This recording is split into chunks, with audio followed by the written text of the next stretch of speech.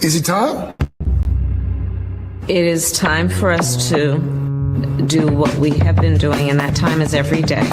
We'll see what happens. We'll know in a very short period of time, but it looks like it could be something that will be not good. Believe me, not good. I am a dissident. Don't move. Move. I'm saying no. Why you hear Palantir, Palantir, Palantir, Palantir? It's not going to stop. Seriously, we need to release the F-scene list. Face off! I am not a church boy. Face off! They're full-on vampires. They hate our beef. They hate our beef. They hate our beef because our beef is beautiful and theirs is weak. Not good. Believe me, not good.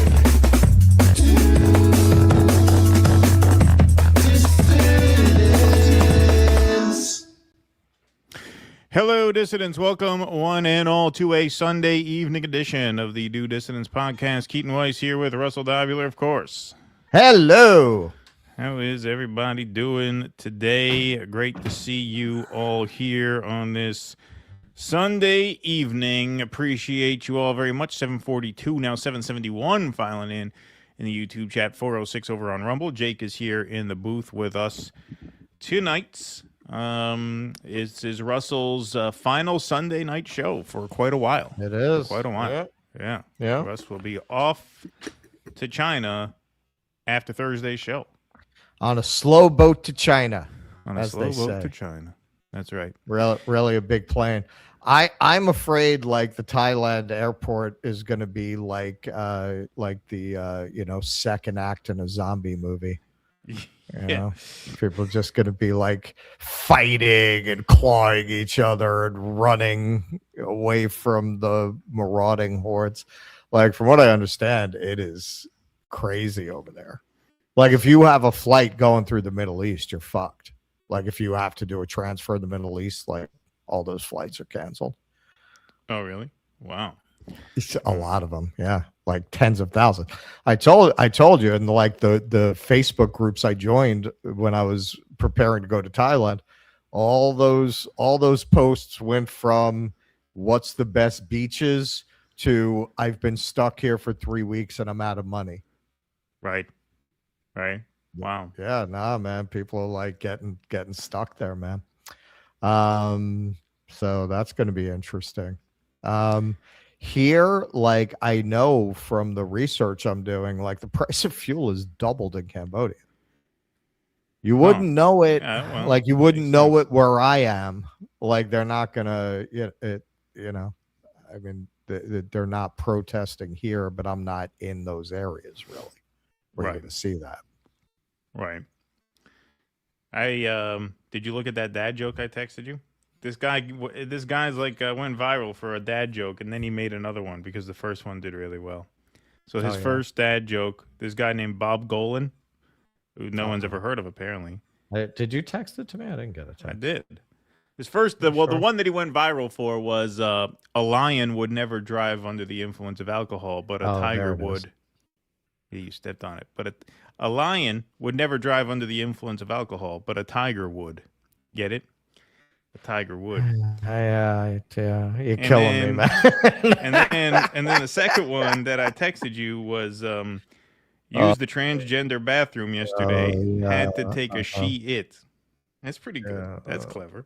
Because that's playing with the form. You know, it's not just the language; it's playing with the form. It's playing with the slash and the hyphen and the pronoun thing. I think that's not bad. That's not bad. But hey, I hope you guys are digging this, because this is what you're in for the next month. This is gonna be 6 weeks of this. Yeah, this is what you have to look forward to. Guys, Unleashed. Good luck, guys. Dad jokes. Unleashed. See you at the Great Wall. Yeah, right. Yeah, exactly. It's funny. Yeah, man. So hey, guess what I had for dinner? Go ahead. I won't spoil it. Red ants. Mm. Yep. Red ants. They're tasty. They're actually very tasty. I don't see that's our problem in the West, man. We don't want to try things, man. They also had like a fried snake. I didn't try that though. I didn't have the snake. That's the first time I've had insects as cuisine since Thailand. I still haven't posted that video where I ate the scorpion. Oh, that was disgusting, man. That was disgusting. But you know what? You could tell everyone here has sampled a wide variety of insects because I was asking the kid working there. You know, they call over the one who speaks English when you have questions. So they called him over, and it's usually a younger kid. Right. And I was like, yo, what does that taste like, man? I'm not sure about ordering it. I don't want to order it and not like it. And he was like, oh, no, it's very good. It's a little sour. It's good. And I was like, you know, because I tried a scorpion in Thailand and immediately was like, oh, that's terrible. I was like, yeah, that's why I'm asking. Yeah, it is. It's fucking disgusting, man.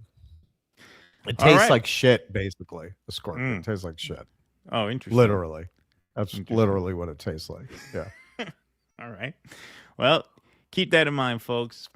All right, let's jump right in. So, hey, first of all, to all our members, we had a great time with you on Film Club last night. We screened the John Pilger documentary. Thanks to our friends at Right Brain TV for helping us out with these screenings. It was a great film, and we even did a little pre-screening stream for the public. So we did cover last night on our special Saturday show a lot of CPAC, but we didn't get to all of CPAC last night because CPAC is, I guess, ongoing through the weekend. And so while we were on last night, I guess one of the big headliners there, one of the only real top cabinet people there, is this man here, Robert F. Kennedy Jr., who decided now would be a great time to vouch for the character of Donald Trump, insisting he's exactly the opposite. He's exactly the opposite of everything I believed him to be. I basically drank the Kool-Aid. All right, let's take a look.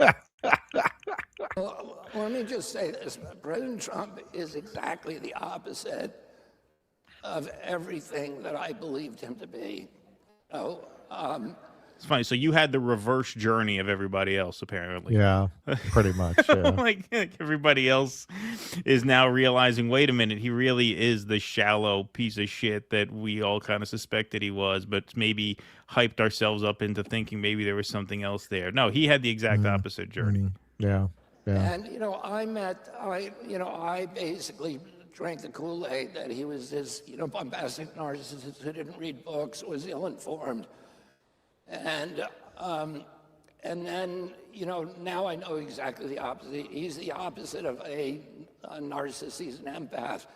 He's an empath. He's an empath. Donald Trump. Donald Trump, empath. Is an empath. A narcissist, he's an empath. You see that every time. He's an empath. This guy writes health books. Exactly the opposite. He's the opposite of a narcissist. He's an empath.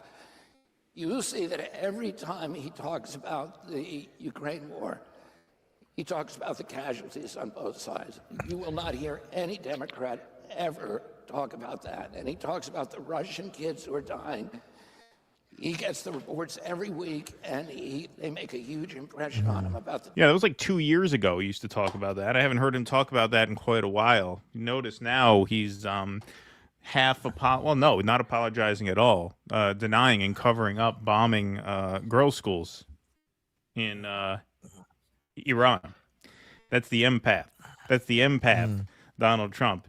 Here's another example of empath Donald Trump. Okay, when he calls women fat pigs, starts talking about their menstrual cycles. That was how they showed love in his family. That's what I've seen it myself being around the Trumps. They're always, hey, you're bleeding all over the carpet. That's to get around. People don't understand that. An empath. Empath. This is one of my favorite stories that Donald Trump ever told. This was on the Howard Stern show, where he tells a story about how a guy, an old man, fell off the stage at Mar-a-Lago and started bleeding all over his marble floors. And we see how concerned Donald Trump was for the man versus the beautiful marble floors. Mar-a-Lago, and we had this incredible ball, the Red Cross ball, right, in Florida, in Palm Beach, Florida. And so you have all these really rich people, and a man, about 80 years old, very wealthy man, a lot of people didn't like him, he fell off the stage. So what happens is this guy falls off right on his face, hits his head, and I thought he died. And you know what I did? I said, oh, my God, that's disgusting, and I turned away. I couldn't, he was right in front of me. I turned away. I didn't want to touch him. He's bleeding all over the place. I felt terribly. Beautiful marble floor. Didn't look so good. It changed color. It became very red. And you have this poor guy, 80 years old, laying on the floor, unconscious. And all of the rich people are turning away. Oh, my God, this is terrible. This is disgusting. And, they're turning away. Nobody wants to help the guy. His wife is screaming. She's sitting right next to him. She's screaming. I was saying, get that blood cleaned up. It's disgusting. You wouldn't shake hands with him. In fact, I forgot to call the next half. I forgot to call to say, is he okay? He was okay. Yeah. It's just not my thing. Empath Donald Trump. Empath. Yeah. Here's another example of Donald Trump, the empath, calling into the television show on 9/11, to announce that now his building at 40 Wall Street is, I guess, the tallest in the neighborhood now, due to recent events. Mark buildings down in the financial district, 40 Wall Street. Did you have any damage, or what's happened down there? Well, it was an amazing phone call I made. 40 Wall Street actually was the second tallest building in downtown Manhattan. And, and it was actually, before the World Trade Center, was the tallest. And then when they built the World Trade Center, it became known as the second tallest, and now it's the tallest. Now it's the tallest. You never saw that clip before? That's a fairly famous one. I have never seen that. That's a fairly famous one. The Howard Stern one is more obscure. The guy fell off the stage, starts bleeding all over the marble floor. I said, oh, my God, this is horrible. Those are beautiful, beautiful floors. Everybody was wondering how he was. I forgot to call and check on him. Oh, boy. All right, so I'm gonna quickly put on my old tour guide hat there. All right, so the building Trump's talking about, as far as I know, he still owns. His name's still on it, 40 Wall Street. That was being built at the same exact time as the Chrysler building was being built. And Craig Severance, who was designing that building, 40 Wall Street, for Bank of New York, he had been the mentor of William Van Allen, who was designing the Chrysler building. So this was like the master versus the pupil trying to design the world's tallest building. So you could see each other's buildings going up across town. They kept adding stories to be the world's tallest. They kept redesigning these buildings. It was like spy versus spy. So finally, the spike on top of the Chrysler building was not part of the original design. William Van Allen had that cast in secret at Krupp Steelworks in Germany, and he hid it inside the tower and pretended the building was finished. So once Severance put a roof on his building so you couldn't easily add more stories, they shoved the spike out through the top. It became the world's tallest building. Added it back on. Yep. That's right.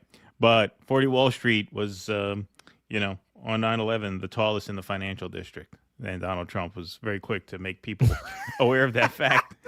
Wow. Wasted no time making people aware of that fact. But speaking of empath, I've never seen that. Yeah. But, speaking of empath, this brought to mind, I pulled this right before we went on because I decided this is relevant to this clip because, as RFK is vouching for the character of Donald Trump, I thought this was a really great admission by Trump the other day, talking about the kind of people he surrounds himself with and why. What is missing in leadership? Well, it's winning. You got to win. I've watched a lot of people, leaders, great leaders. And, the one thing about sports is you break it down into, a 2-hour period, something nice. You don't have to wait a lifetime to find out is somebody a winner or a loser. You got a lot of losers, mostly losers, fortunately. It's a good thing to have a lot of losers. I always like to hang around with losers, actually, because it makes me feel better. I hate guys that are very, very successful, and you have to listen to their success stories. I like people that like to listen to my success. I like being around losers. Well, that explains the cabinet. I mean, that really explains it, right? Yeah, I like being around losers. Cabinet of losers, Yeah, much more comfortable. Crackpots and losers, yes. Much more comfortable around people I disrespect. But RFK wasn't done. He goes on to tell this absolutely insane story. I would love to see the Cauchy bets and the Polymarket bets on whether or not this happened. I don't know if you can place a bet on the past. I think those are more like forecasting sites where you bet on the future. But I want you to listen to this story that Robert F. Kennedy Jr. tells about Donald Trump and ask yourself if there is any universe in which this can be remotely true. Here he is, talking about Donald Trump drawing a perfectly detailed map of the Middle East and illustrating troop strength levels. He has encyclopedic molecular knowledge on this wide range of very, very eclectic interests. Music, Broadway shows, pro wrestling. Pussy. He knows a lot about pussy, which is an interest of mine, as you know. The other day, he broke out into a chorus of "Diamonds Are a Girl's Best Friend" and put Stockard Channing to shame. Football, every sport, golf, and You know, I kept a diary of all the pussy I got, and when my wife found it, she took her life. Yeah. Is that an okay story to tell on the stage at CPAC? Is that not a family values story? See, my uncle and my father, they used to have sex with a lot of interns and young girls, but not like the president. The president, he likes them very young. I don't know if I can talk about that here. Have you seen the files? He's kind of like bigger in some ways than my uncle and my father, bigger than life, you could say. They didn't go that young. They stuck with the interns, but he's special. Yeah. You know, and business and Wall Street. He knows how everybody made their money and what deals they made. And he tells stories all the time about it. It's just one after the other. And one time during the campaign, I was on the airplane with him, and we were sitting across the table from each other eating McDonald's, drinking Diet Coke. And we started talking about Syria. And he got a placemat, and he turned it on its back, and then he took a Sharpie, and he drew a perfect map of the Mideast. And then he put the troop strength of every country on every border on that map. And it just, he drew a perfect map of the Middle East and illustrated the troop strength in every country. And then he put the troop strength of every country on every border. On every border. On that map, and it just it challenged a lot of the assumptions that I had been told about him. He has, he has this extraordinary depth of knowledge about what's happening in each one of the agencies, my agency and the others, and and then he has an instinct for making good choices. Oh my God! Oh, he wow. flipped what did he say? Drew a perfect map of the Middle East on a napkin. The other day, he brought out a risk board. He knew exactly where Kamchatka was.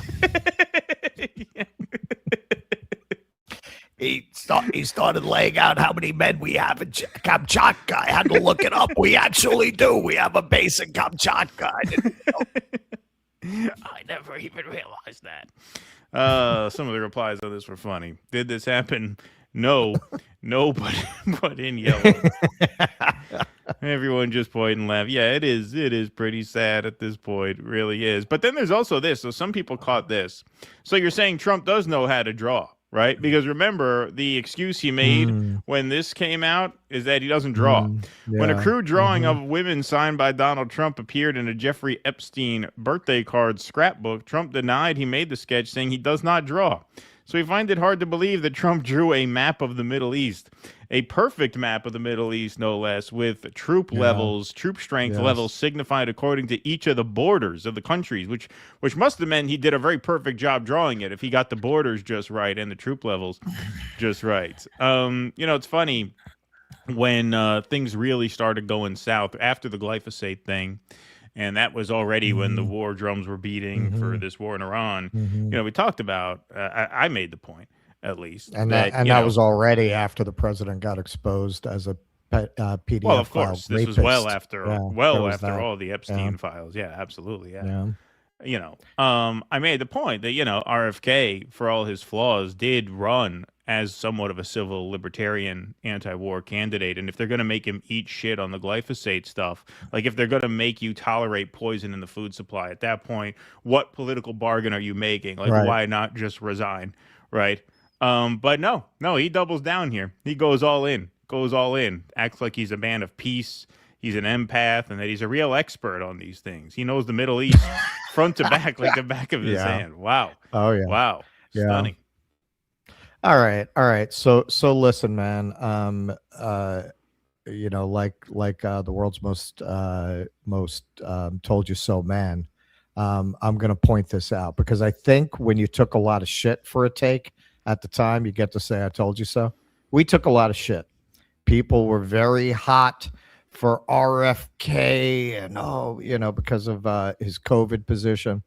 And we took one look at his book and said, he's right about some things, but he's clearly a degenerate lying scumbag. He has in that book, this is what really, I was ready to jump on the RFK train until I started saying things that were in that book and then finding out they weren't true. Like that Larry Kramer called Fauci a murderer. He did. This is very lawyerly. He doesn't tell you that he later on reconciled with him and was one of his fiercest defenders. Now, that's not a question of whether Larry Kramer was right to take that position, but to not tell somebody, just that one part of the story, you're a scumbag. You're being deceptive. But of course, the AIDS chapter there, where he's starts off because and again, look, if you're going to recycle conspiracy theories about party drugs and nutrition from the 90s, have the courage of your convictions. He won't even do that. He starts off with, I'm not saying HIV doesn't cause AIDS. I'm just going to write 40 pages arguing that it doesn't. Hey, fuck you, man. Fuck you. Like right there, it was just Trump clear. Flipped over a napkin and proved to me that AIDS. He demonstrated it. He demonstrated the pathology with a Sharpie. He knew the whole etymology of HIV, and he showed me it didn't come from a monkey. It actually came from Bianca Jagger at Studio 54. He said, "That's how Trump got it from her," but he overcame it with a diet of broccoli and carrot juice. Yeah, no, it was obvious who he was and what he was about. If anyone wanted to pay attention, just because you're right about one thing doesn't mean you're right about everything. Just because you say the sky is blue. Oh, he said the sky is blue. If in the next sentence you say, humans are actually made out of green cheese, are you right about that? If you say something just completely batshit next to you, completely right. This is the thing with the Kennedys, and I'm not one of those who likes to get on board with the Kennedy worship, but I felt this way about JFK Jr. My generation, Gen X, growing up right in the shadow of the boomers and their great self-love and celebration of their cultural achievements, had a real inferiority complex, and they tended to try to drum up events that were significant to Gen X as being equivalent to the boomers. And I always found it really pathetic and really illustrative of how much culture had declined when you looked at what Gen X grabbed onto compared to what the previous generation had. So when JFK Jr. died, you had these freaks going out and crying, like trying to act like it had the significance of JFK dying. It was the most pathetic display you can imagine. And I felt at the time like it really illustrated how much things had declined, that this is what you're embracing. Whatever his failings, JFK was his son was not a pimple on his ass. His son was a cocky kid who got his wife killed taking a plane up in weather where experienced pilots would not fly. That was no fucking hero. I don't feel bad for him. I feel bad for the wife. That's horrible. He got her killed with his, and that's a very typical Kennedy trait. A lot of them have died similarly later on. But this is another example of that, man. Like, yeah, his father was, Joe McCarthy's attack dog. Like, he hardly has an unblemished record. But Jesus Christ, man, can you imagine how humiliated RFK Sr. would be if he were alive today to see what his fucking son turned out to be? Like, what an embarrassment. And I say that as somebody who does not do the, oh my God, the Kennedys thing. But God, what a pathetic piece of fucking shit to invoke your father and your uncle who would not fucking take the time to spit on a crap like you if you weren't related to them. Wow, man. Wow. It is an embarrassment to a Kennedy legacy that I personally don't even celebrate. And I feel that way watching him. You're muted. You're muted. That's something Oscar Wilde would write. You're an embarrassment to a legacy I don't revere in the first place. You're an embarrassment to a You're an embarrassment to a contemptible legacy, right? Something like that. I stole that from Salome. Yeah. Yeah, exactly. Russell living. You're an embarrassment to a contemptible legacy. You're an embarrassment to a contemptible legacy. Yes. All right. Let's move right along. All right. So Jake, we're testing some new technology here tonight. Jake is in the booth. Hang on. Let me issue a correction. Somebody already caught it. Stockard Channing, of course, was Rizzo in Grease. Carol Channing sang Diamonds, our girl's best friend. Ah, okay. All right. So, well, like I said, we got some new technology testing tonight. Jake is fielding Rumble Rants and Super Chat, so we can display them quickly and easily up on the screen. So let's see how that's working. Vienticus Prime says everything's a scam, everything's a lie, everything's hypocrisy, and so you don't comply. Noah Goop says, I miss my mamala. That's right. Vienticus Prime, I once had a job moving suits of armor around after hours. It sucked because I really hate late night shifts. You used that one before, Vienticus. Thank you. Everybody's got their dad jokes coming out. We should have a dad jokes tournament while Russ is gone. Maybe we'll do that. You guys can post we'll have a dad jokes bracket. Is this so that I don't watch from China? Russ gets back. We're down to 65,000 subscribers. What happened? Exactly. Look. I mean, it's not funny, but I definitely keep thinking the irony would be is if Keaton's the one that gets us kicked off. Mr. Ish, thanks for the $2 in Thailand. Beautiful women are not women. Not E40. Trump. There's a new word, a beautiful word, stagflation. Petrodollar is up because of this oil crisis. We might ban oil experts just like Carter. Vito, thanks for the $50. Let's have a cowbell for Vito, a prayer bell. Excuse me, for Mr. Vito P. Oh, and he got a sound drop too, right? The Godfather. That's his sound drop, right? May your travels. You put that in? I think we did. Yeah, I think we put it in. I didn't put it in. I'm pretty sure. If he has. May your travels be true, Pizza Dobular. Maybe find peace. Cancer sucks. You all right. Thank you, Vito. Appreciate it very much. I have an old one that's in there. I didn't put it in for him though. I have an old Godfather one. I pulled. No, we have a couple Godfather ones, but it's just when I thought I was out, they pulled me back in. I didn't put that in. You did. Oh, okay. All right. Well, it's somewhere. I can't look for it because it'll kick me out of StreamYard. My soundboard's fucked up still. So Heavy Snack. We'll find put it in. Is it labeled properly? I assume it's labeled properly. Otherwise, how would I find it? The U.S. stated the bombing of that AWACS plane, the one with the pizza dish, had minor damage. Then the picture came out. What a circus. Senora Chamanik, can you guys talk about how weebs are ruining Japan? Weebs are ruining Japan? Who's ruining Japan? Well, I don't know. I don't even know what that is. What is a weeb? Never heard of a weeb. Have you heard of a weeb? Do you know what weebs are? A weeb? Yeah. No. I never heard of that. I mean, we got this. I'm going to make him an offer he can't refuse. Oh, that's it. I think that's it. Yeah. That's it. Sorry, I got the wrong quote. What did I say? Just when I thought I was out. Yeah. No, that must have been him. Vienticus, I can't wait for the future of medicine where the best method of delivery for vaccines is felching from a fish. Good one. All right. Let's move right on along. What do we got here going on? Oh, yeah. All right. A travel story here.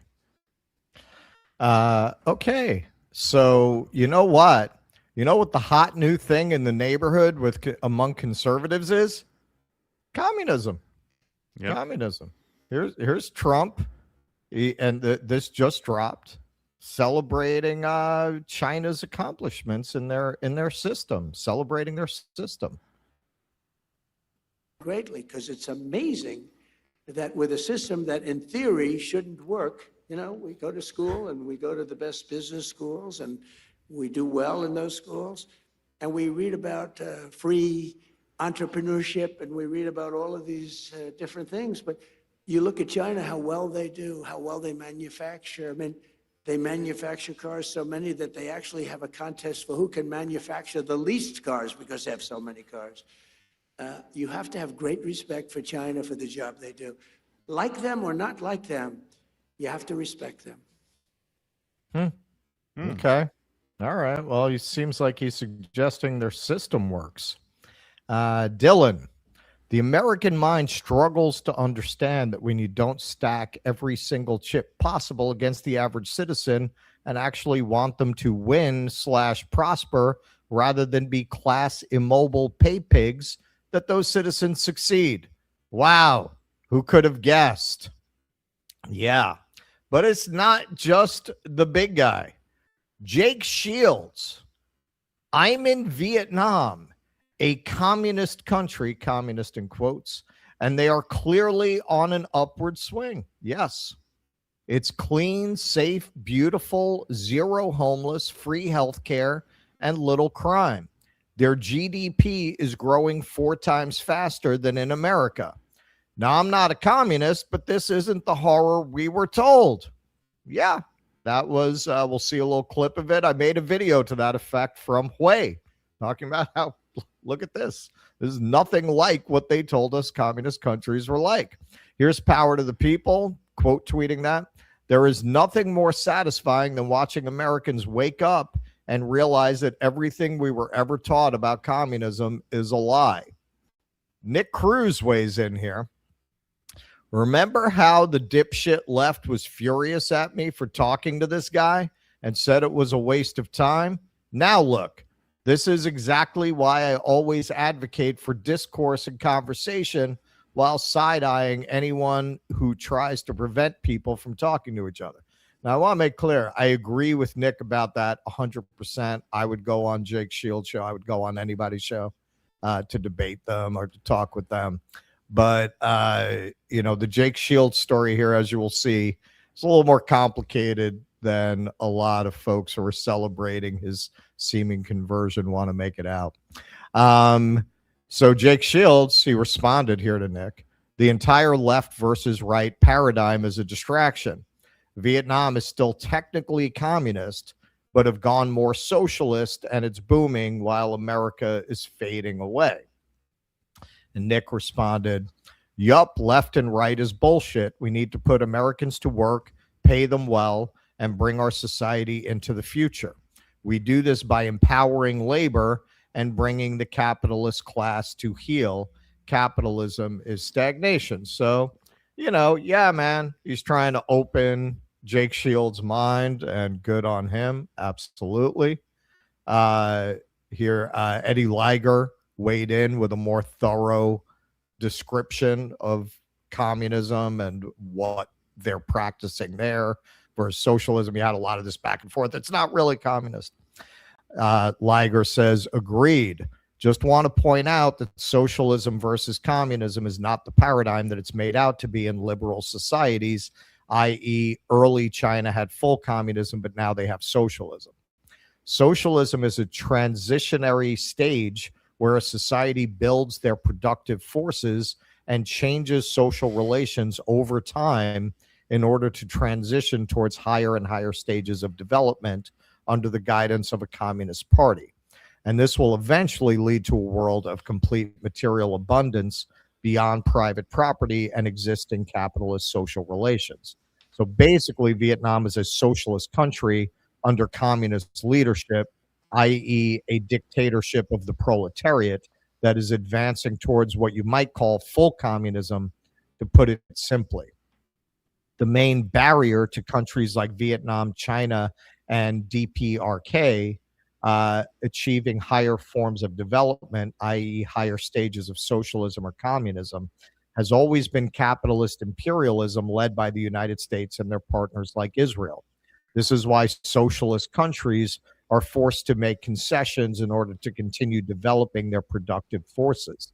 In order to allow humanity to break through to the next level, we need to have a working class revolution here in America, which, as you say, is being fettered by what Americans perceive as the left-right divide, i.e. liberalism versus conservatism, when the communist view has always been that the real divide is workers versus owners, aka the majority of humanity versus financial elites.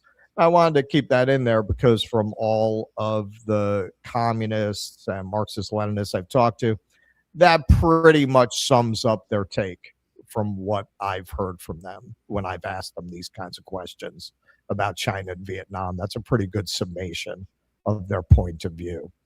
But hey, this is where I say don't get it twisted. Don't get it twisted. When you're dealing with somebody like Jake Shields, he has a certain point of view. And that point of view is the point of view that any new information like this is going to get filtered through. So, hey, if communism works and you're a fascist, maybe it's not really communism, right? Maybe it's really fascism, and that's why it works. So here he says, after the war, Vietnam went to strict communism, but the economy was struggling. In the late 1980s, they made some changes, and now they are thriving in one of the fastest growing economies in the world. It is a mixture of nationalism and socialism. I feel that has worked before. So, look, man, all respect to Nick. And I fully agree with Nick. Certainly we're not people who would criticize him for talking to Jake Shields. I would do it. I think you would do it. Like, I'll talk to anybody, man. But you got to remember the limitations and the possible outcomes. Don't be disappointed. Because, yeah, man, you might convince them that this is a better system, and then they'll warp it into what they already believe, right? Oh, well, it works, so it must not be communism. It's actually National Socialism. Hey, I like National Socialism, too. We're in full agreement, right? Say what you want about National Socialism, dude. At least it's an ethos. Right. And look at some of the responses to Jake Shields from presumably some of his audience base. Doomerdat, the regulation of markets for the benefit of all is the perfect economic system. China is another great example, and Germany after the great European Revolution of 1933 as well. You see, even if you convince them that these systems are good, they'll turn it, yeah, they're good because they're like what we like. Fascism. The British, Vietnam is a capitalist communist. Vietnam and China no longer practice pure communism like before. Use your brain. Shields says, I'm aware of how it works, but technically it's still communism. This is working much better than what we are doing. Sonny Weaver Jr., they have no immigrants, no blacks, near zero tolerance for drugs. They institutionalize their mentally ill.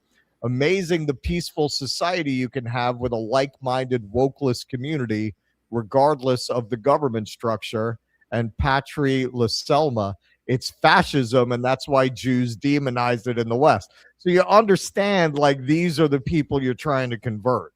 Like, even if you're able to kind of bring them over to, yeah, China works great, this is how they're going to interpret that. Like this is the reality that you're dealing with here. You can see it in real time. But here's somebody who actually lives there laying it out, and what he describes is very much what I experienced there. Living in Vietnam for 12 plus years now, this is John Myers. People are missing the point because they're attached to old cliched framing of communism, capitalism, and democracy. Tired rhetoric that fails to frame the present.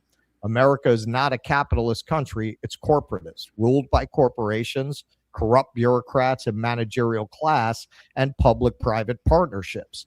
Vietnam lacks two things that define the West: corporatism and financialization. Yes, exactly. Like, this is what I have come to understand about these countries and what's the difference. I had that question myself. Well, if they have all this commerce going on, what's the difference? They're not ruled by corporations. They're not ruled by banks. And this is part of why I've become more sympathetic to the idea of a one-party state, where if you want to stand for office, they have elections among themselves. You have to be politically educated in a worker-based political ideology. Otherwise, the capitalists are just going to buy the voters, and that's it. They're going to wind up running things as we have. Now, I don't claim to have all the answers, but I'm much more sympathetic to why they do it that way than I was in the past. I understand it more, especially as America turns into the dystopian hellscape that they told us communism would lead to, while the communist countries that I've been to are very pleasant. Well, don't forget, we had a version of that. I mean, when this country was founded, we had a version of that. It was just the opposite in terms of how it was ideologically aligned. When this country was founded, the right, quote unquote, to vote was reserved for who? Landowners. So in other words, you had to achieve a level of success within capitalism. Basically, you had to accrue enough capital to be deemed worthy of political participation. So it's the same kind of test. It's just in a different ideological direction, right? Well, and that was the way it was workers. when it was founded. Well, right, but I'm saying if you consider landowners to be the elite, the educated, the qualified, quote unquote, you're qualified to participate in politics when you pass a certain bar. Right. And, you know, the way a lot of communist countries go is that bar is education. The way it works, the way it worked in our country at its founding was you had to prove your qualification by accruing property, right? So it was a capitalist ethos governing that model, but it was the same kind of model. Like, no, we don't just let everybody participate who wants to. You have to qualify. How do you qualify? You got to own land, right? Right. And now we got rid of that. And over time, it played out the way Marx predicted, where eventually the capitalists will buy the courts. They'll buy your democracy. And then you don't have a democracy. You have an illusion of a democracy.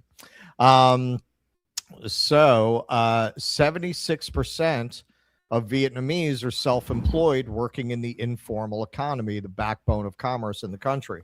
Now, I can't speak to the statistic. I'm assuming it's right. But yeah, that's what I observed. I mean, that's what I described. Like, you know, you got people walking around with a big cauldron and they'll throw it down on a corner and start making soup. And that's their business, right? Like Vietnam is, it's very mom and pop stores and everybody's kind of hustling, doing their thing. Mega corporations and private equity do not dominate every aspect of life in Vietnam. Most of the capitalism is peer-to-peer. The money spent on a daily basis stays in the local economy. Americans live under the illusion of choice and democracy, when in reality, a handful of mega corporations pull the strings. Further, Vietnam is a cash-based society with strict controls around financing. This puts pricing power into the hands of the consumer. Predatory financing has encapsulated every aspect of American society, and the U.S. is the most heavily financialized nation on earth, driving prices higher and financially enslaving. What did they find during COVID? Most of the price increases were price gouging. They didn't need to be charging you that. We need new and did the inflation ever go back down? No. We need new terms and new ways of thinking about these things. And communism and so-called democracy and capitalism no longer cut it. Yeah, absolutely. That was one of the things that kind of blew my mind in Vietnam. Like, we think, well, you know, we have more freedom to live our lives. Look, man, on the ground, no, you don't. Not in reality. Not in reality. Like, if you think people in Vietnam are walking around like scared to say things, I had more than one person criticize the government to me. If it were like this police state where they're not going to talk to some Westerner, they don't know who he is, about what they think about government corruption. I have more than one person. I had somebody who was married to a party official start talking to me about how they took her family's land and didn't give them a fair price for it. Like, so how clamped down is it? How much do they, in their experience of life on a day-to-day basis, feel less free than we do? So in terms of some of his facts, of course, you said Shields came out and said this. Of course, you have all the people. Grok, is Vietnam a communist country? Grok, define how they're communist, right? You got all those fucking crybabies. They're looking to Grok to save them. So just to get into his points, Vietnam is officially a one-party socialist state ruled by the Communist Party of Vietnam. Jake's points. GDP grew 8.02% in 2025 versus US 2.1. So yes, 4 times faster. Low violent crime, homicide 1.8 to 100,000 versus US 4.7. Tourist rated safe. Yes, I never felt unsafe in Vietnam at all. Beautiful for tourism, clean in many areas, though urban pollution varies. I gotta say, I heard about that with Hanoi. New York has more air pollution from what I experienced. Homelessness low, family support plus cheap housing, but not zero. 20,000 at-risk kids reported. Yeah, like I saw the very rare homeless person, but it's certainly nothing like what we have. Healthcare, expanding universal insurance, not fully free yet, but basic fees targeted free by 2030. Reform since, yeah, they've got like token fees. Like I was talking to somebody who had to have like a brain tumor removed. It was $25. So, yeah. Which, hey, it's a lot of money for a lot of people in Vietnam. It actually is. But, yeah. Reform since 1986, mixed markets with socialism, explains the success without horror story communism. So this is a little bit of my video about this. I shot this from Hue, which is the old imperial city that they moved to for a while in the 19th century. To tell you everything we have been told about American history is a lie, and this is why they scare the hell out of you and try to convince you not to travel, or that you're going to be in danger if you go to other countries, or you're going to not be able to manage the environment. It's going to be overwhelming, and their customs are just not going to be something you can adjust to, and they won't be able to speak the language. And they scare the shit out of you, man, about coming to places like this, because they don't want you to find out. They don't want you to find out that the whole Vietnam War was a lie, beyond what John Kerry was talking about. Like, beyond on that level of them lying about their ability to win the war. I mean, their whole premise about communism is a lie, and you can see it right here, man. We ran the experiment. This is, what, a little over 50 years, right? Since, 1975, 51 years since America pulled out. Look at the society that they created. Was it anything like they said communism would be? Think about it. They're lying to you. They're lying to you. They have to make you hate the idea of solidarity and community and workers coming together, because otherwise the jig is up for them. You're going to come for them, and they know it. So they do everything they can day and night to break down your brain so you think that the world is a complete phantasm of their propaganda imaginings. And the real world out here, if you come out here into the real world, it is nothing like what they told you it would be. Yep, that's definitely what I experienced. And I went in, I think, much more open than Jake Shields. So, clearly this completely blew his mind, but it blew my mind too. Like, I wasn't expecting a dystopian hellscape, but I wasn't expecting, honestly, I couldn't believe how good it was. I could not believe how awesome Vietnam was. And that's what you talk to anyone who's been there. I've never heard anybody who didn't like it. And honestly, same thing with China. I have never spoken to anyone who visited China who did not have an amazing time in China, who wasn't like awestruck by what they saw in China. Whereas in America, bad juju, man, bad vibe. I mean, aside from the obvious, our infrastructure is falling apart and crumbling. A core difference is you go to these countries, it feels like they're excited about the future. It feels like they're building a new world. And you go to America, it's a death trip. You feel like it's a society crumbling, falling apart, and committing suicide. It's very palpable, the difference in the energy. And the communist system, to what Shields is saying, I don't think it's a question that it's working better than what we're doing. We're in late stage capitalism, and they're in, I don't know. I mean, I guess the way the communists would look at it, they're actually in early stage communism. But it seems to be working a lot better. Well, there's no such thing as late stage communism if communism is permanent, right? That's the theory, at least. Well, the final fulfillment, right? Exactly, which would be permanent. Several stages, yeah. Yeah. So yeah, it's not there yet.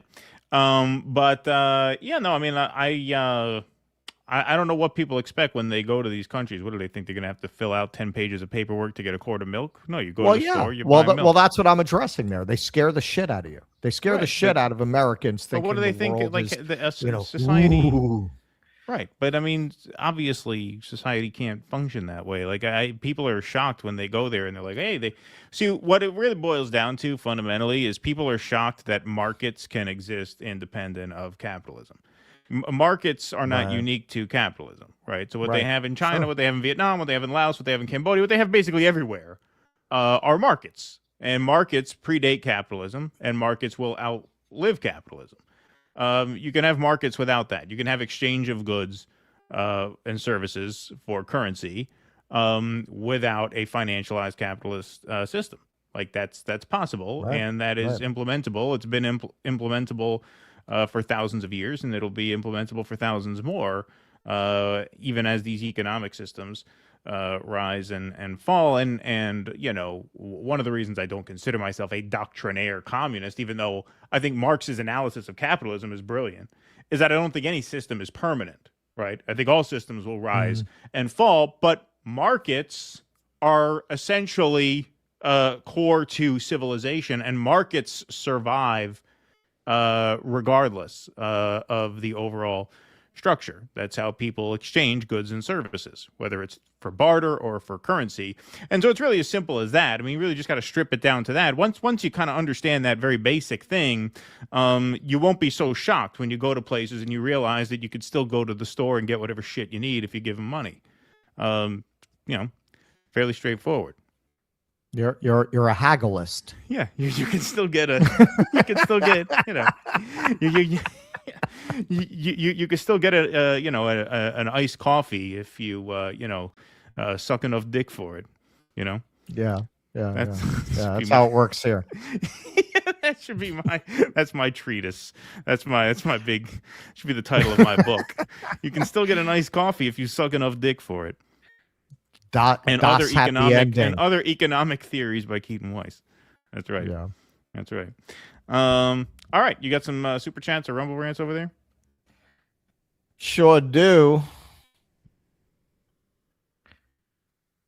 What?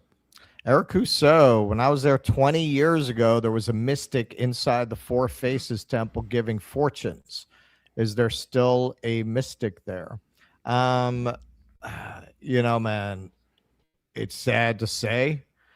Like, if I was in that temple, I don't know. I might have been in that temple. I don't know. Like, honestly, it's to the point. It's when I think of when I arrived to Thailand and I popped on with Keaton and Kit for a minute, that seems like another lifetime, man. Like, you measure time by how many experiences you have in a certain space. And having done all this, it seems like 10 fucking years ago. So I think of temples I went to, trips I took. I can't remember what country I did it in a lot of cases. So that to say, but I will say this: if there had been a fortune-telling mystic anywhere I went, I would have remembered that. So Right. I'm betting no if I did go there. DEVD 8SF. All right. Could we stop calling the privileged the elite? Elite should be earned, not born into. Hey, what's in a name? Nong Nong Nong.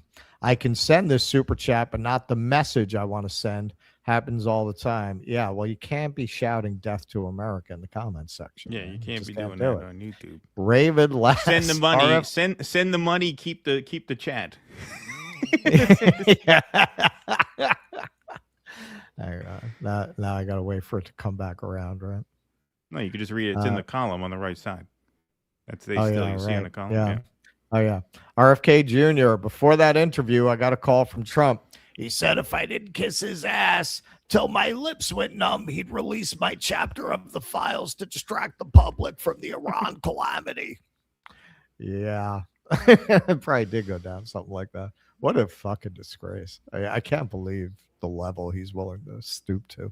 Michael Castillo, gentlemen, those sailors and Marines will be sitting ducks. Iran has hypersonic missiles and drones we cannot stop. I also thought you were excellent on the documentary. We are all Palestinian. Thank you, man. Thank you, Michael. Thank you, Michael. Jaded millennial. A jaded millennial. There we go. An RFK voice. Well, Keith, why don't you take that? All right.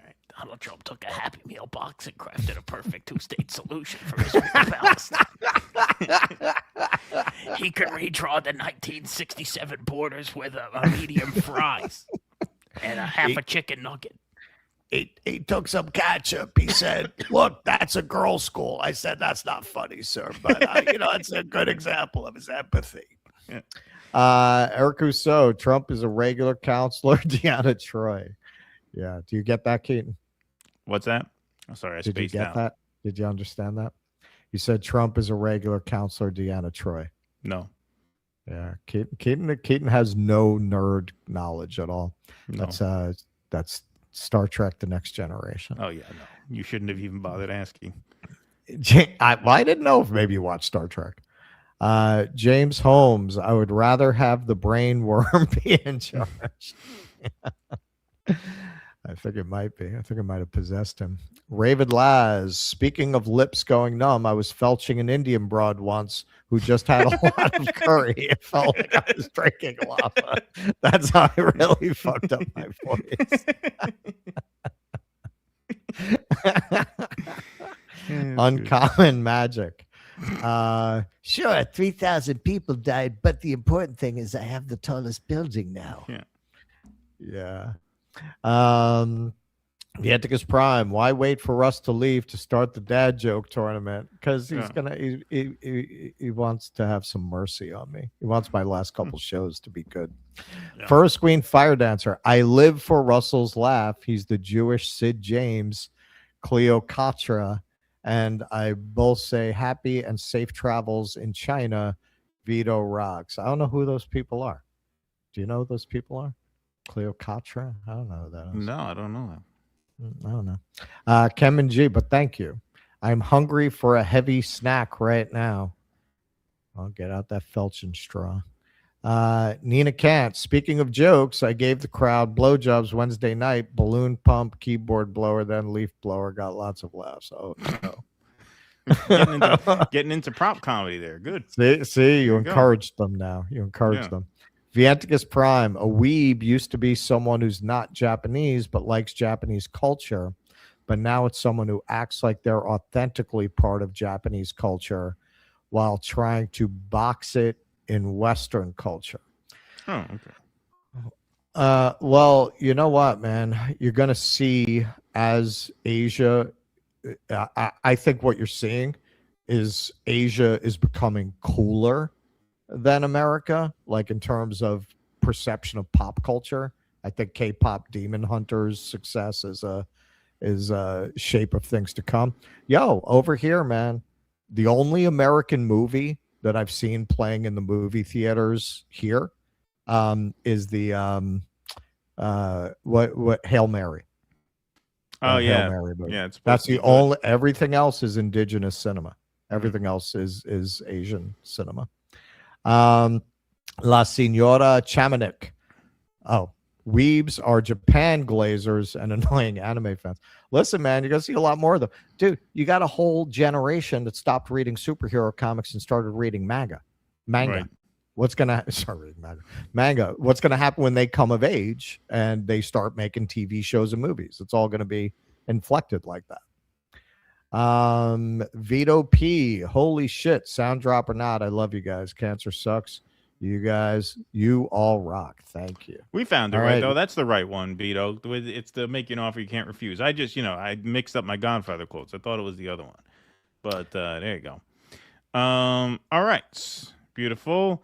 All right. Let's move right on along here. Hey, while we are on the topic of socialism, the closest thing we have to socialism here in America is Medicare. So if you are one of those in our audience approaching 65, or maybe you just turned 65, you're likely getting bombarded by huckster agents pushing plans that pay them a fat commission.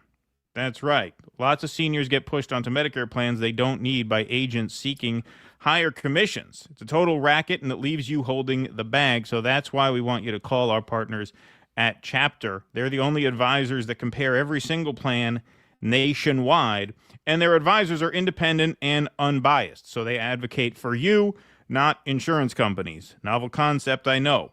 In fact, one of the members that they have was told by other agents to leave his current plan, but Chapter told him to stay put because it was the best plan for him. So if you call up Chapter and they realize you already have the best Medicare plan for you, then that'll be the end of that. Their agents are salaried, so they're not looking to sell you on anything you don't need. They're not desperate for commission. They're there to help you find the best Medicare option for you. So the call is free. It's simple. It's honest.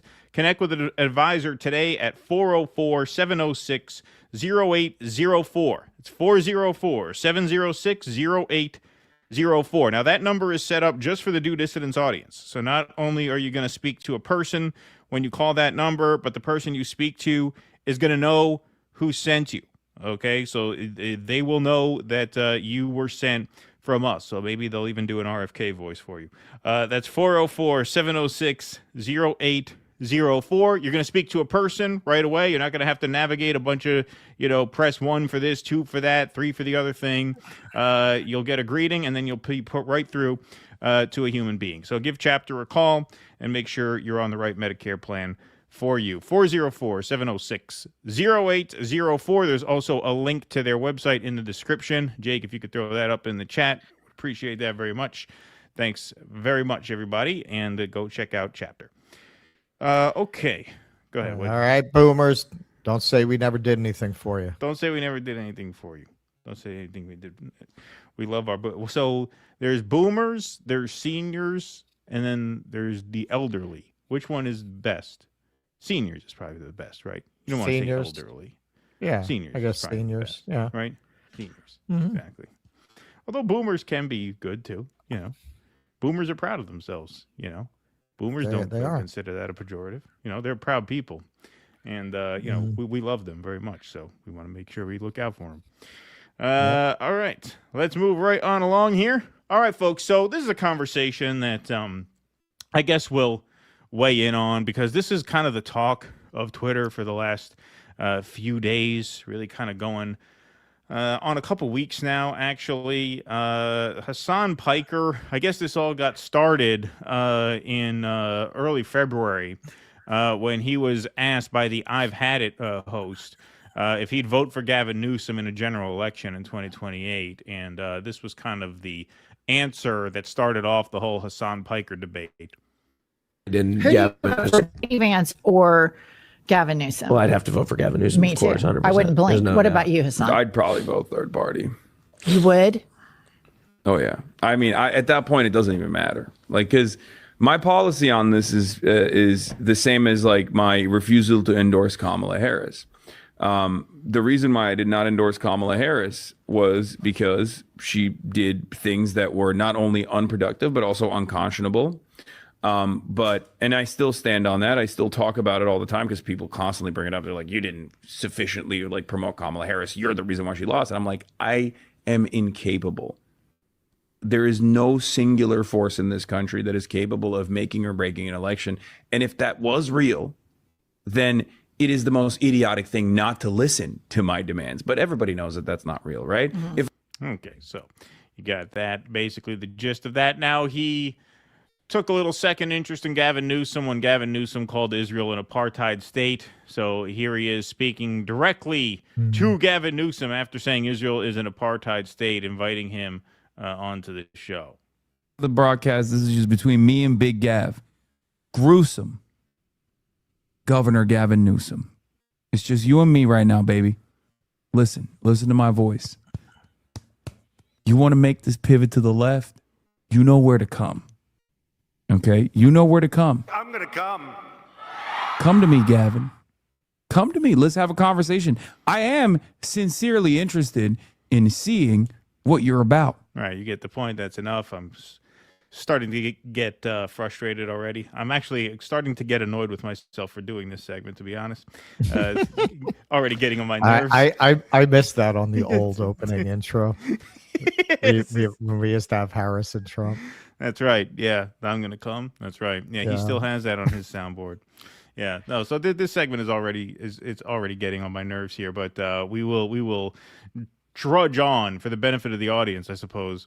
So here, Gavin Newsom is saying, maybe those people. Yeah, maybe I'll talk to Hasan Piker here. Really sounds very enthusiastic about it. I'm meeting with gamers and streamers. I'm doing Fortnite Fridays. Would you go on Hasan's show, Twitch? Speaking of which, Hasan Piker, you might. Yeah, which I've said in the past. And the point is, I'm just trying to. Okay, maybe, sure. Well, this is kind of coming to a head now. McMorrow slams El Sayed for campaigning with Hasan Piker, compares Piker to Nick Fuentes. So, this is the Michigan Senate primary where Abdul El Sayed is planning on campaigning with Hasan Piker in April. And, of course, the centrist Democrats are making a big deal out of this, just like, some in the party made a big deal out of Joe Rogan endorsing Bernie Sanders way back when, right?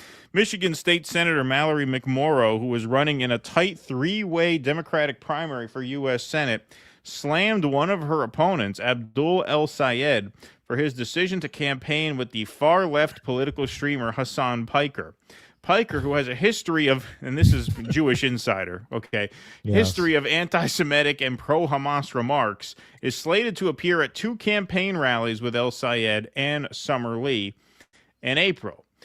Quote, "It is somebody who says extremely offensive things in order to generate clicks and views and followers, which is not entirely different from somebody like Nick Fuentes," McMorrow told Jewish Insider in an interview on Thursday. So she actually gave an interview to this outlet referring to the neo-Nazi podcaster. So that's Jewish Insider's objective reporting there. Piker is a provocateur, to put it lightly, who says things that are misogynistic and anti-Semitic, and that the United States deserved 9/11. Well, if you're going to call him a provocateur, and then you're going to list things that he said to be intentionally provocative, then you're not really listing them as sincere convictions and opinions. They are provocations by definition. So you're kind of providing your own context there, are you not? McMorrow's comments come as El Sayed has doubled down on his decision to campaign with Piker. The third major candidate in the Democratic primary, Representative Haley Stevens, said on Wednesday that Piker is the exact opposite of someone I'd be campaigning with, a sentiment McMorrow echoed. So here's another example of a controversy surrounding affiliation with Hasan Piker. So Prem Thacker reports congressional candidate Effie Phillips Staley just did what most don't. She visited Palestine. She's running in a primary in the 17th district where Mike Lawler is serving now, who's likely to lose. There, Israeli settlers harassed her, a priest, and Jewish activists. Now some local party members are going after her, even quietly demanding her exit from the race. The Westchester, Rockland, Putnam, and Dutchess County Democratic Committee chairs, this is my old neck of the woods, I live just north of here, slam New York 17th candidate Effie Phillips Staley for joining Hasan Piker's show. They cite condemnation from Alyssa Slotkin, who's a sitting senator there, Stevens, McMorrow, Cory Booker, and Richie Torres. Oh, condemnation from Richie Torres. wow. Yeah, that means a lot. That means a lot. Oh, you've violated the moral red line of Cory Booker and Richie Torres. She was targeted upon visiting Palestine. So my response to the attacks from county chairs regarding my interview with Hasan Piker: the Democratic establishment has long operated with an outdated mentality that alienates the very voters we need to win, the young, politically disengaged, and those who prioritize human rights. By narrowing our tent and refusing to engage with platforms that reach young people, we are effectively surrendering a generation of voters to apathy or the far right. While I don't align with every word Hasan Piker has ever said, blah, blah, blah, we get the gist of that. More reporting. I say this sounds very familiar.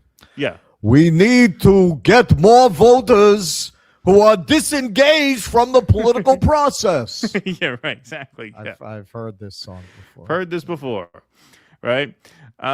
New from Adam Wren at Politico: Hasan Piker is driving a wedge in the Democratic Party.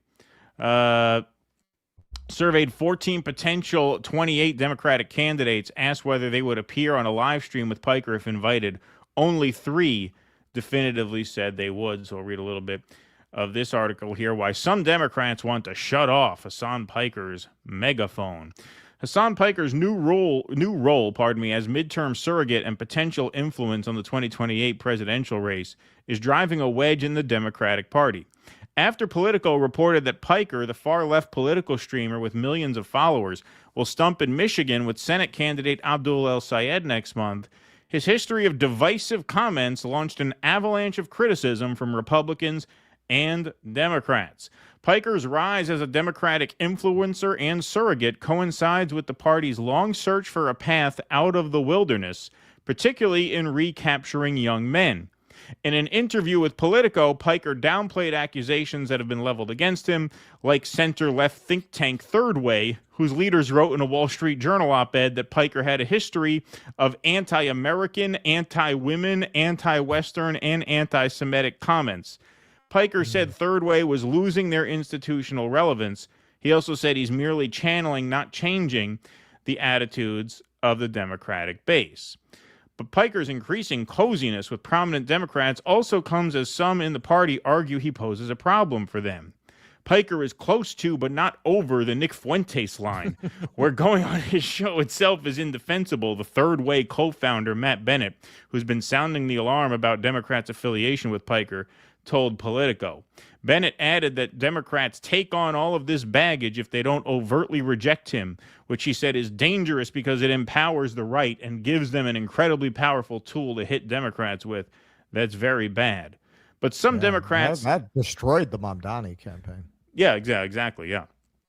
But some Democrats, like Ro Khanna, argue that the party needs to assemble a broad coalition. That must include engaging with Israel critics like Hasan Piker, as PodSave hosts have done and many progressive candidates have done, Khanna told Politico. Of course, I disagree strongly with some of his statements and point that out, but canceling people or shaming people like Hasan Piker, Sean Ryan, or Theo Vaughn is not the answer. The debate over Piker's place within the party is set to play out across the 2028 field too. As the tweet said, only 3 of the potential candidates in the running have said they would go on a stream with him. Who would appear on Piker's stream? Khanna, Gavin Newsom, and Rahm Emanuel. Rahm Emanuel, that's a candidate to watch. AOC has already appeared, but a spokesperson did not return a request for comment. So of the 3 who have said they would go on his show, Ro Khanna already gave his statement. Yeah, I don't agree with him on everything. And then Newsom and Emanuel already kind of frame the potential discussion as more of a debate, right? So Newsom says it's not on the agenda right now, but the governor has never shied away from debating anyone, anywhere. Newsom spokesperson Izzy Gordon told Politico. Said Emmanuel spokesperson, Rahm is always willing to have difficult conversations with anyone about the future of the country and to tell people he disagrees with why they're wrong. So here's Hasan Piker. That's cute. They want the visibility of his platform while feigning disdain for it. Right. Yeah, exactly. Exactly. So here's Hasan Piker at the No Kings rally in New York yesterday being asked about all this controversy surrounding Democrats' willingness or unwillingness to engage him ahead of the midterms and 2028. Debate that's going on about you right now is that you are too extreme, that you are anti-Semitic, and that Democratic candidates shouldn't associate themselves with you. Yeah. That's what. But could you give us, I mean, for the CNN audience, I mean, what's your response to that? It's ridiculous. It's the only reason why this issue ever gets brought up. It's a heinous smear, first of all. I've spent my entire professional media career and far beyond that combating anti-Semitism. I've been doxxed, swatted by neo-Nazis for my consistent advocacy against anti-Semitism. I just also happen to be an avowed anti-Zionist. I believe Zionism is a very racist ideology. It's an ethno-religious supremacist ideology, and it's the underpinning ideology that has caused the genocide of Palestinians in the hands of Israel and also the United States of America. And because that is such an impossible issue to address on moral terms, that I think a lot of people cynically will say prominent critics of Israel are anti-Semitic. Are there critics of Israel that are anti-Semitic? Absolutely. I'm not one of them. As a matter of fact, I combat and fight against them pretty actively, which is why I find it so distasteful and so ridiculous that these smears would consistently get advanced, only because you can't have a conversation on where the party's moral center is right now. This is a 90-10 issue, you know? It is essentially getting to be a 90-10 issue. Yeah, if you look, this is current polling. In the Middle East situation, are your sympathies more with the Israelis or with the Palestinians? Democratic Party, 67% Palestinians, 17% Israelis. 17%. Wow. Views of Israel have shifted negative, especially among Democrats and independents. So even ones who won't say they're pro-Palestine because they don't want to get smeared as, terror sympathizers or whatever, they're still overwhelmingly anti-Israel. So positive view of Israel among Democrats, 13%. 13%. Damn. Or what is it? 57% negative, 30% unsure. So it's really not Hasan Piker who's driving a wedge through the party. It is, of course, the party bosses and the party donors who ostensibly have the party's best interests at heart, who are driving a wedge through the party. But it's pretty obvious what's happening here. There's been a lot of back and forth about the influence of Hasan Piker. There's been, comparisons between him and Joe Rogan. Is he the Joe Rogan of the left? And I tweeted something to the effect today of saying they're essentially apples and oranges when you look at Hasan Piker and Joe Rogan. You can't really compare their influence here.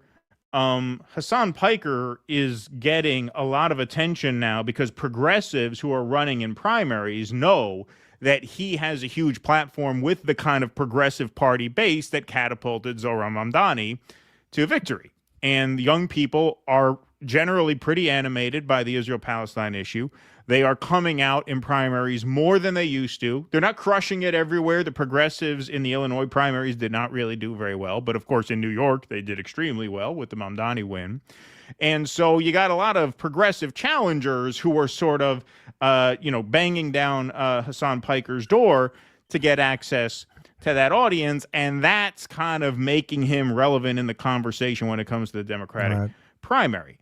The big difference, though, between Hasan Piker and Joe Rogan is that Hasan Piker speaks for the base of his party, whereas Joe Rogan speaks for, or at least spoke for, in 2024. Now it seems he's just more of a profiteering vibe monger, right? But there was a time when Joe Rogan really spoke for the moderate, undecided voter.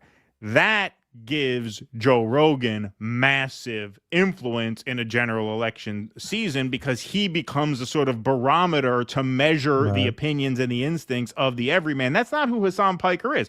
Hasan Piker is a left-wing partisan, generally a Democrat. I mean, we know if he votes for anybody, it's going to be a Democrat, right? I don't really believe he's going to abandon the party in 2028 if they put a guy like Newsom up. So I think he's getting a lot of attention right now because he's a very popular streamer and because it's primary season. But I don't think Hasan Piker is the sort of X factor in American politics the way Rogan was. I think that's kind of a ridiculous comparison. I think they're apples and oranges. Not to say Piker has no influence within the party. In a close primary, could an endorsement from him put you over the top? Yeah, it could. Maybe. But I think this whole debate is completely overblown. I think what you're seeing in Democratic primaries now is, generally speaking, voters are picking the furthest left candidate who they feel can still win. That's what they seem to be doing. Sometimes that's a guy like Mamdani in a deep blue town. Sometimes in like a Chicago suburb, it's the liberal Zionist as opposed to the Kat Abu Ghazala or whatever her last name is. That's ultimately what's happening. I don't think this guy has the influence that people are bestowing at his feet. I don't buy it. I don't buy it. He doesn't have the cultural cachet that Rogan had. I'm not suggesting Rogan deserved it any more than he does, but because of where Rogan was oriented within the political space, his view of you was much more consequential than Hasan Piker's. I think with Rogan, you could argue that at his peak, he had the capacity certainly to swing primaries. Don't ever forget that AOC is the one who told Bernie Sanders not to embrace his endorsement. Right. Because, yeah, those are her political priorities and instincts. Bernie should have grabbed Rogan and been campaigning on stage with him. Right. I mean, you wanted that. That would have been the Chuck Schumer formulation for real. For every uptight woke lib that we lose, we're gonna gain 5 college students. Right. Yeah. No, that was moronic. When you look at these kinds of framings, this is what you got to remember. You know, the media has a lot of pages to fill. I saw once, and I think it's probably true, they analyzed the amount of information that would have come the way of a medieval peasant. They said, a newspaper contains more information than a medieval peasant would have come across in their lifetime. You know what? That's an industry, and it's a lot of ink you gotta put on paper to sell shit. So they come up with this framing, and they dine out on it, right? Oh, so now you can write articles about it. You can the comment. Piker primary, it's not the true. Piker pickle. It is right. true, right? Yeah. It's a media invention. It's nonsense.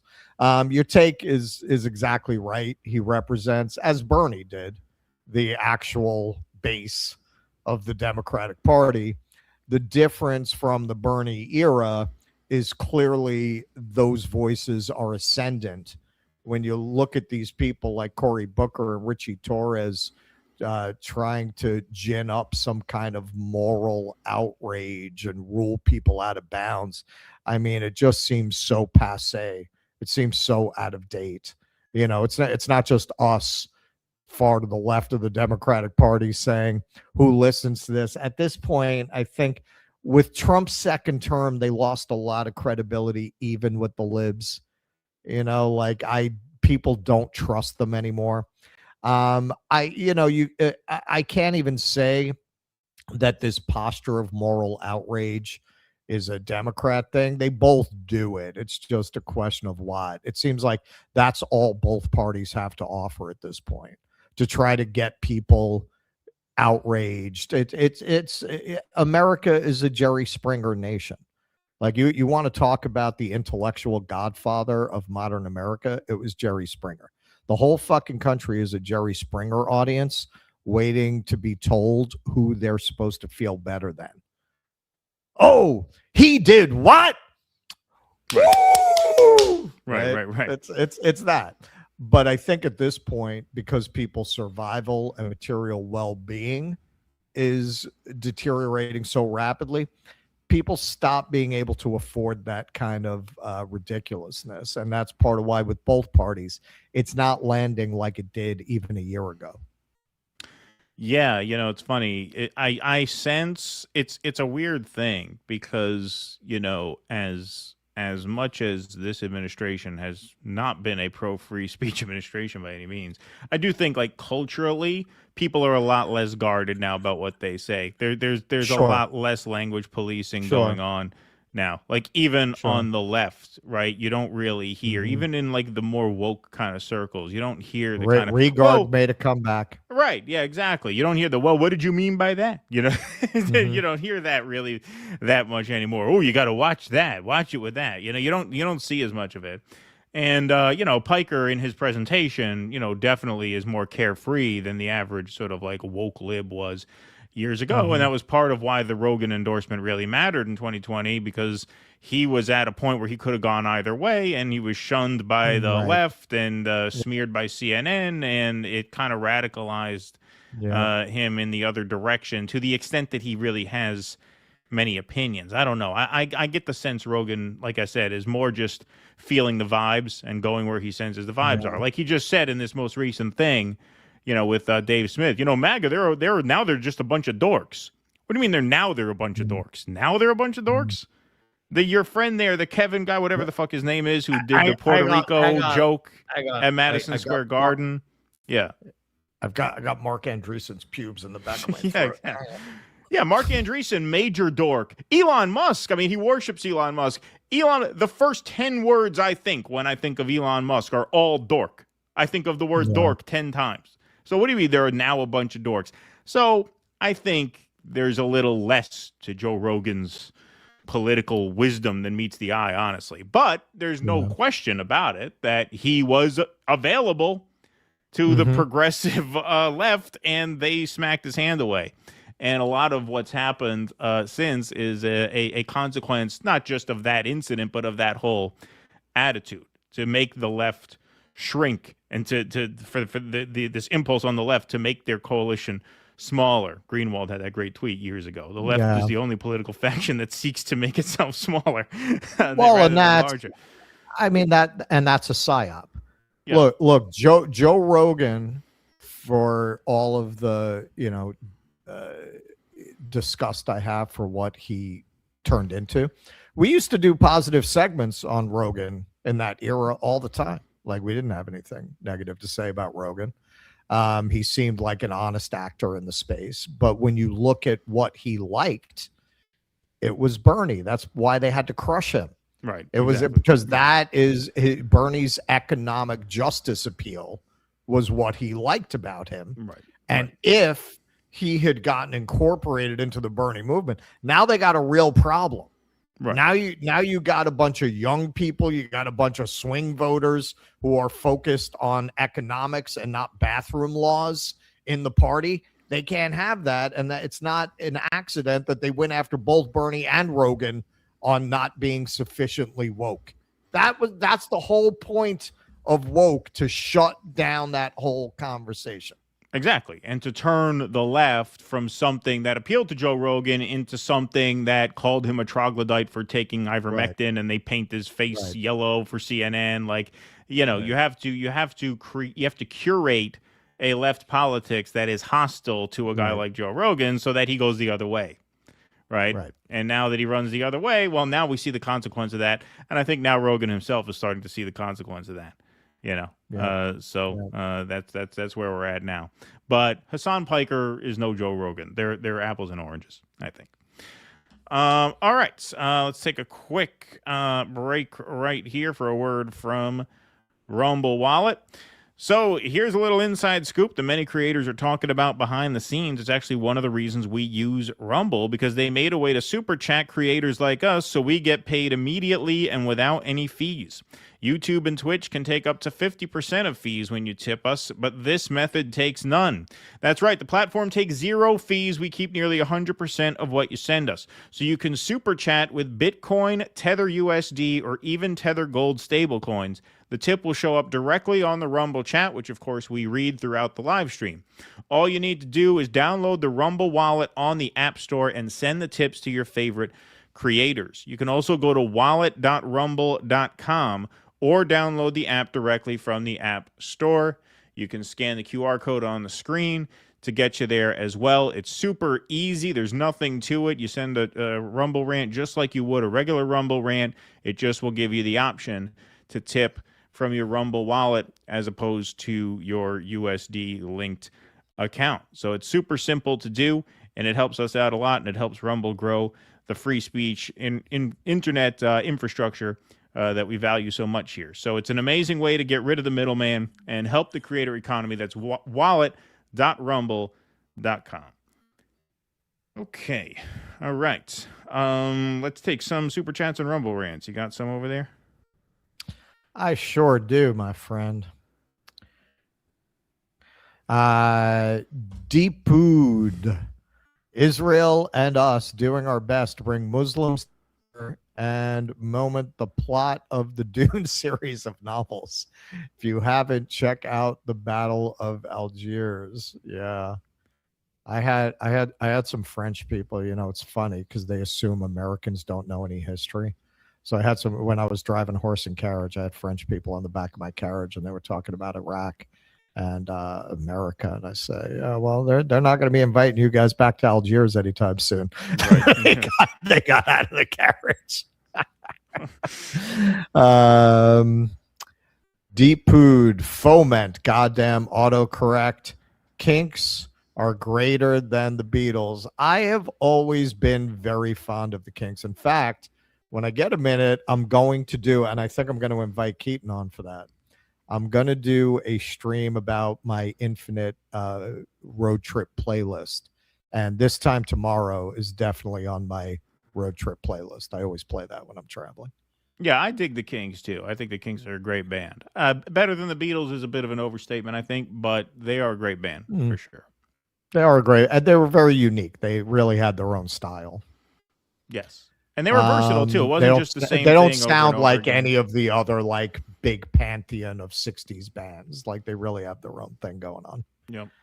$1 Million Trooper. I was working in Tribeca when JFK Jr.'s plane went down. Just wondering if Russ ever saw the shrine that went up outside his apartment. I saw it on TV. In fact, I don't know if I was living in New York when he died. I might have been living in Chicago. I said, but I could be misremembering it. What year did he die? That would have been 99 or 2000, one of those. Oh, no, I was in New York. Yeah, so no. I mean, I saw it on TV. Gearing up to run against Hillary for this. Oh, no. Wait, I think I'm wrong about that. No, I'm not wrong about that. No, it was 2000. It was 2000. Yeah, because there was like a whole Seinfeld episode that referenced him at the gym, being at the same gym. Like, I remember that era. Like, there were always these JFK Jr. spottings in Central Park. Like, he was very much a part of the fabric of the city at that time. That was when I was running the theaters in the East Village. But yeah, man, I mean, that's exactly what I thought. I thought it was pathetic the way people were trying to make it like a momentous event that this trust fund kid who'd never really accomplished anything killed his wife. Yeah, let's celebrate this guy. Meteor Dreams. It would be interesting if you guys talk about Japan right now. They're having clashes about immigration, mostly from South Asia, and also annoyance from the weeb tourists that use Japan as a playground.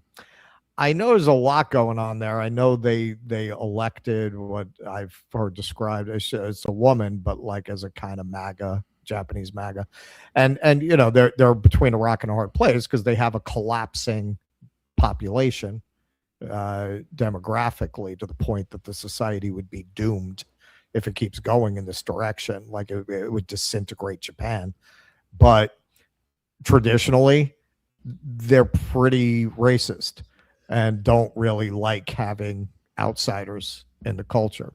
So they're not really open to solving the problem with mass immigration. I would have to do a lot of research on it, but yeah, I mean, it's an interesting story. Vienticus Prime, I'm going to point out that when I hear people using all these ism words like they have an actually well-defined meaning, my mind switches to viewing the conversation as monkeys flinging shit at the zoo. That is very often the case. You're right. Except for it's one of my favorite lines ever in a movie, A Miracle on 34th Street. Of all the isms there is, the worst of them is commercialism. Commercialism. That's right. Vienticus Prime.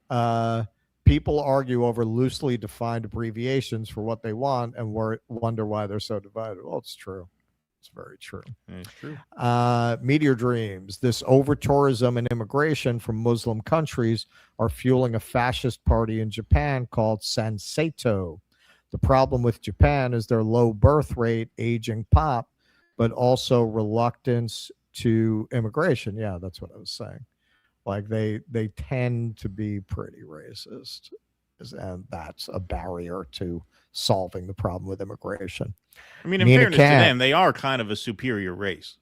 You know, they are. Those swords are pretty hot. Yeah, the Japanese are advanced people. I mean, look at the food. Look at the sushi. Look at it's art. They eat art. You know what I mean? Yeah. Like if I were, I think if any culture were that advanced, they would probably look down on others. So I give them a pass.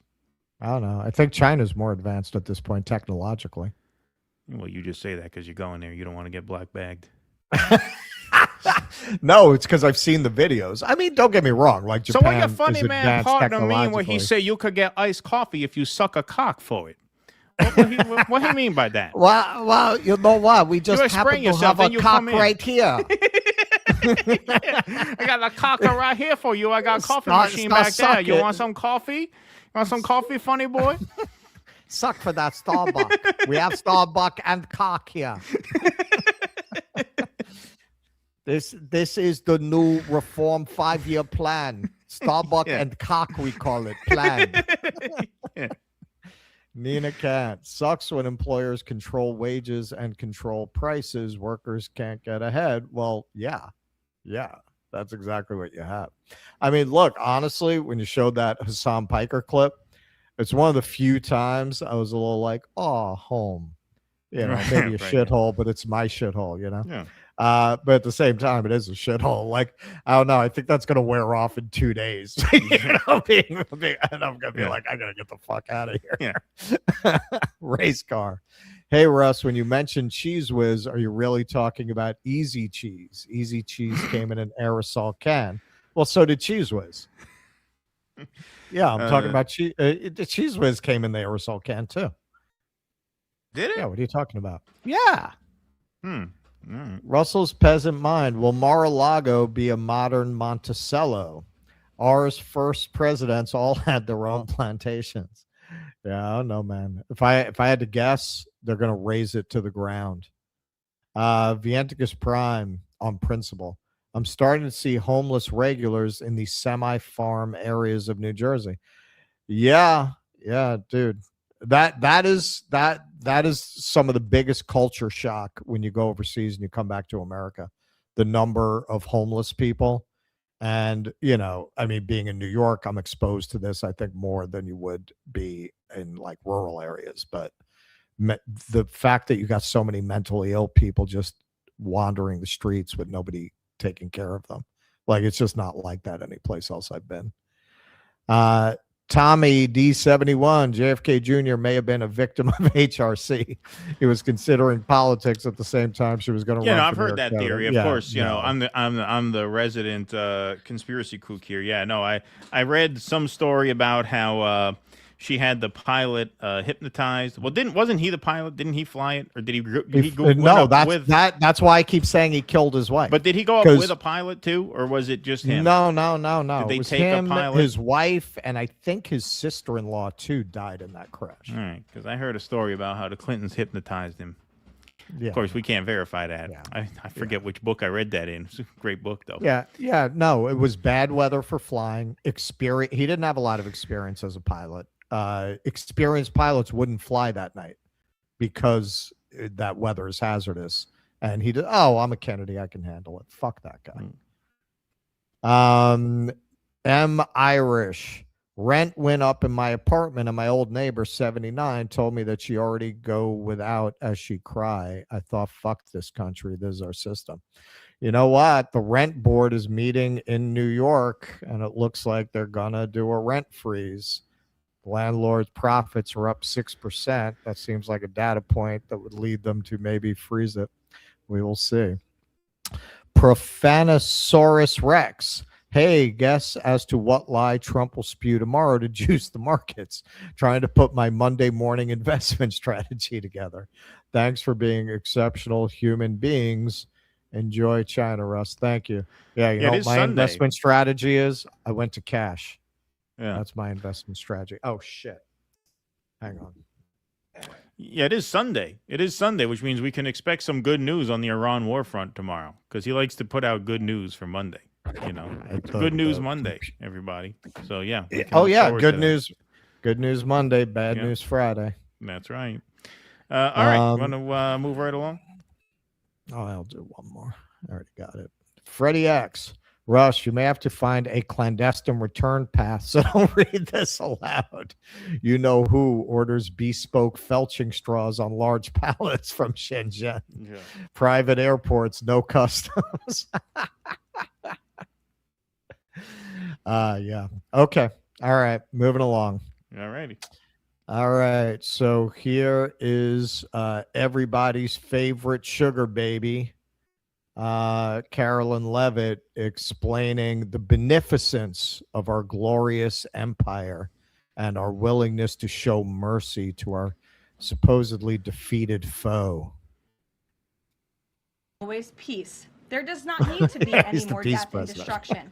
But if Iran fails to accept the reality of the current moment, if they fail to understand that they have been defeated militarily and will continue to be, President Trump will ensure they are hit harder than they have ever been hit before. President Trump does not bluff, and he is prepared to unleash hell. Iran should not miscalculate. Excuse me. Why do they call the president Taco? Why do they say Taco Trump if he doesn't bluff?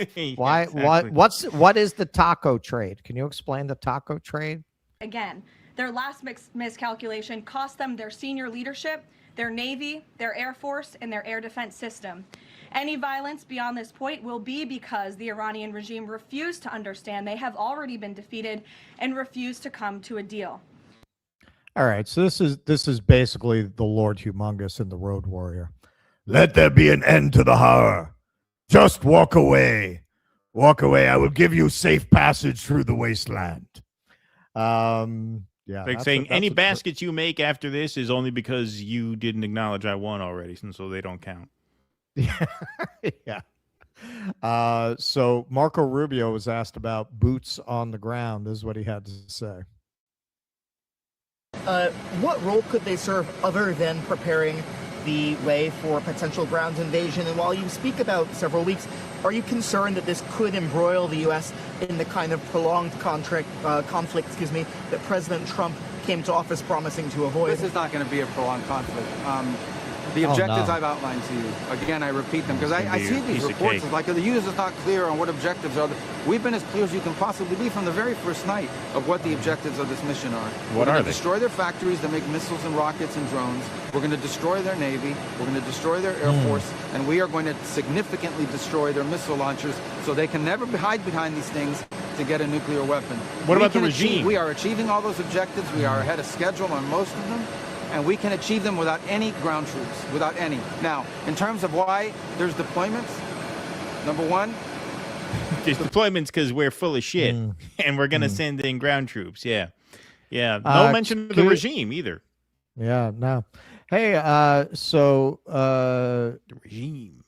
So, Secretary Rubio, what are we going to do if Iran decides to out all the desalinization plants of all of our allies with their supersonic missiles? How exactly would you stop them from doing that, Mr. Secretary? But hey, You don't have to settle for Rubio's sophistry. Mark Levin lays it out in language that any half-bright Zionist can understand. And Donald Trump hyped it. Watch Mark Levin interview of brilliant Mark Thyssen tonight at 8 o'clock on Fox News. We'll discuss the importance of hitting Iran hard. President This is one of those fucking characters that I forgot who he was. Like, it was, one of these Bush era dinosaurs. I heard Mark Thiessen. I'm like, wait a minute, who is that again? So I had to look it up. And he was Donald Rumsfeld's speechwriter in the first Bush term. That's who Donald Trump is hyping now. Donald Rumsfeld's speechwriter. You know why I forgot who this guy was? Because one of the silver linings of Trump's victory in 2016 is we thought we wouldn't have to remember people like this anymore. We thought this brand of conservatism had been retired. Cut to 10 years later, war in Iran, and he's pumping this interview with Mark Levin and this guy who I forgot about. But he was, Donald Rumsfeld's old speechwriter. Yeah, well, there's no way to retire this wing of the party because this wing of the party speaks for the money, and the money runs the whole political system. That's why you can't get rid of it, because that's where the money is. That's what the money wants. That's what the money gets. And it doesn't matter if you get Democrats. We know that. Right? Gaza, that happened under Democrats, mostly. He said no troops on the ground. I don't remember that in any campaign speech either. But why would we need troops on the ground? Well, there's a lot of reasons, and we wouldn't need 300,000 of them. You don't remember that in any campaign speech? What the fuck are you talking about? He built his entire political career on mocking the Bush family for Iraq, which was shocking at the time to hear a Republican say something like that. Like his rise to victory was predicated on attacking Bush for Iraq and taking out Jeb that way. Yep. This uranium, too. We've got to get the uranium. If it cannot be destroyed, if it cannot be altered, we got to get it. For the reason I do. Hey, Keaton, what's the only country on Earth to ever drop an atomic weapon on a civilian population? What country is that? Is that Iran? Is that Iran? I don't think so. I think that was the Russia? United States of America. Oh, it was the United States. So maybe somebody should come for our fucking uranium. Or maybe this guy, maybe he should go get it. You want the uranium, you go get it. Like, seriously, there shouldn't be any age considerations. Like, if you want to send other people's kids to die in this, you should volunteer to fight, no matter how old you are. Well, and it shouldn't be a volunteer. It should be obligatory. They should just take you and throw you out on the front. There should be a Warhawk draft where anybody who supports this just gets drafted in. Dirty bombs, and over time you can still make sophisticated missiles. So you need to get to the uranium. You need That's to get, why not me. I'm reading in the paper. We're talking about the 82nd Airborne. We're talking about these various special forces and the various military services and so forth. He's not talking about sending regular army and infantry in by the hundreds of thousands. Yeah. The men he's talking about, the units he's talking about, they are specialized. And you know what else? I remember from my days in the Reagan administration. Many of them are trained for a moment like this. Oh, yeah. To try and secure enriched uranium. Many have been trained for moments like this. Yeah, see, it's going to be easy. It's going to be a piece of cake. Nothing to it. They're trained. Yeah. It's like when your toilet's clogged, you call a plumber. He's trained. Yeah, where have we heard this before? Yeah, no, they were just going to send some military advisors into Vietnam, and then they decided to take Da Nang, just establish one little base there. Then they lost some soldiers. Then they had to avenge the soldiers. Before you knew it, we had 500,000. Clint Russell. This is what Trump told us to watch tonight. Mark Levin explaining that we need boots on the ground to go grab uranium in Iran. The president told us to watch Mark Levin to prepare us for boots on the ground in the Middle East. Again, we live in hell. Yes, we do, Clint. Yes, we do. I can tentatively announce, sorry to break your flow, that Clint Russell will be our guest on Sunday night for the first show that Russ is in China for, tentatively, not confirmed yet, but he says it should work. So I got to confirm it later this week, but it looks good. So we look forward to that. That's a good get. I've used his tweets a lot over the years. He usually drops some bangers. Pentagon prepares for massive final blow of Iran war. The final blow. We're about to turn the corner, folks. We're about to turn the corner. The Pentagon is developing military options for a final blow in Iran that could include the use of ground forces and a massive bombing campaign, according to 2 U.S. officials and 2 sources with knowledge. A dramatic military escalation will grow more likely if no progress is made in diplomatic talks, and in particular, if the Strait of Hormuz remains closed. Yeah, look, I mean, that's their framing. In my opinion, the diplomatic talks are cover for getting the troops in place for this invasion. They've already decided. That's my take. Some U.S. officials think a crushing blow of force to conclude the fighting would create more leverage in peace talks, or simply give Trump something to point to and declare victory. Speaking of, great man once said, history doesn't repeat itself, but it often rhymes.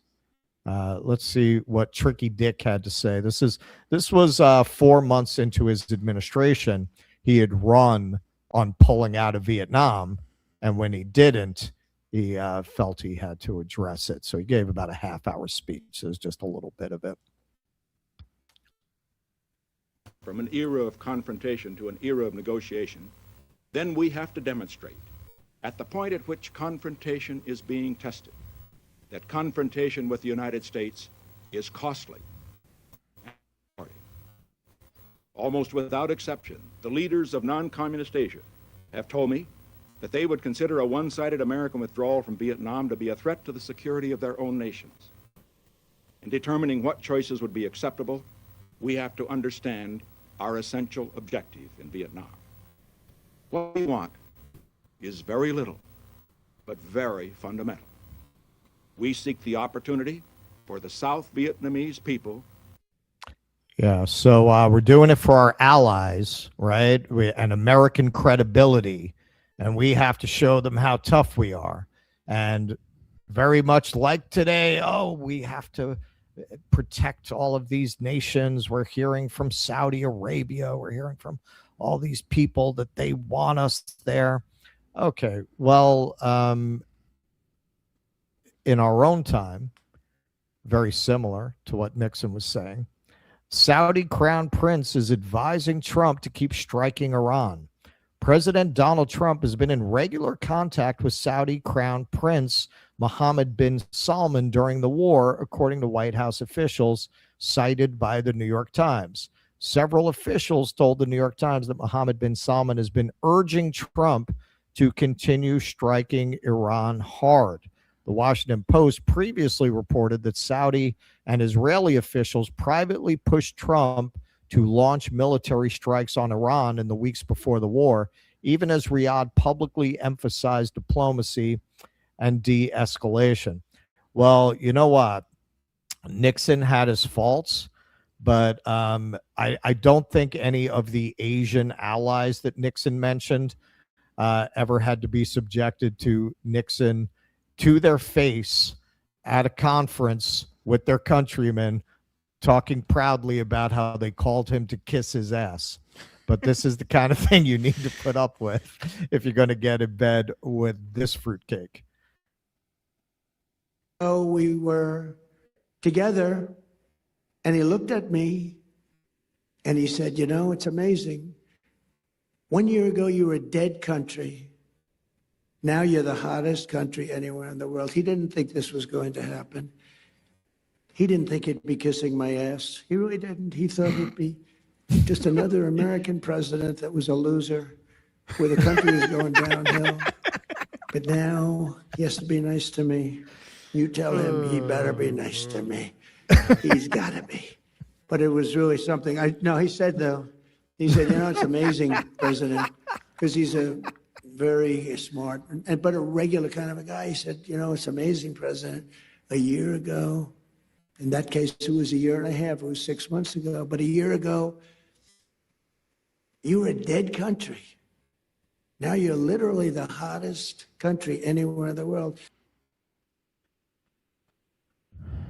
Yeah, the Mao Zedong didn't think he was going to be giving me a rim job when I came on this trip, but here I am, my legs back behind my ears. So this was at a Saudi investment assembly in Miami. Trump humiliated MBS. He was in the room. He said this. Why don't you come up here and give it a little kiss here? Why don't you kiss it? Why don't you get up here and kiss it?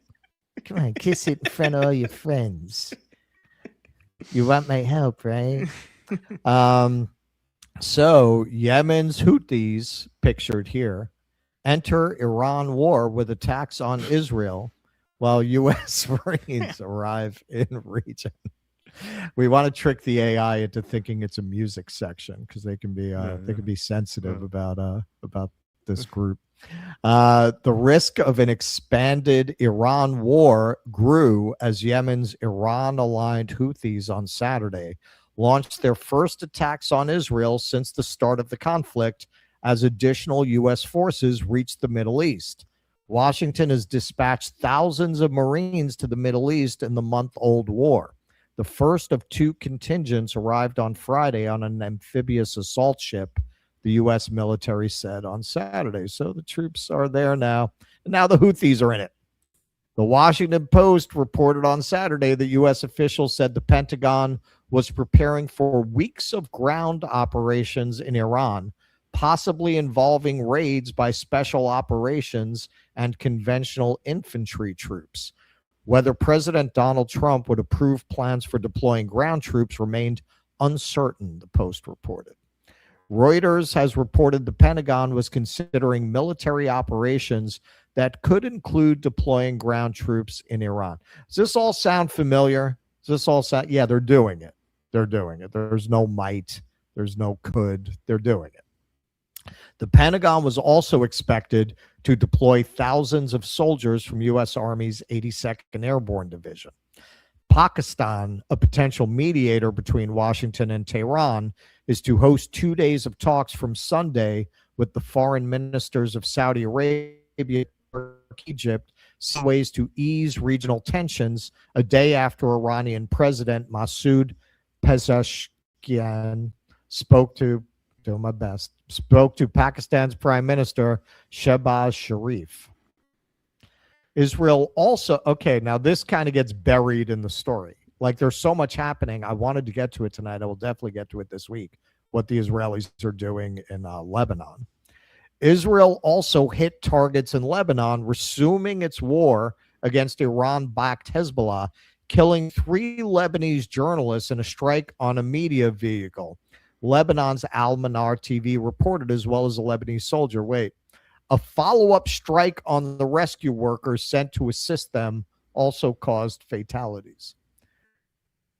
They double tapped to kill the rescue workers, which, I mean, it's so much Israel's MO. It's kind of like water is wet, but it would be a big story if Israel didn't do this kind of thing pretty much every day.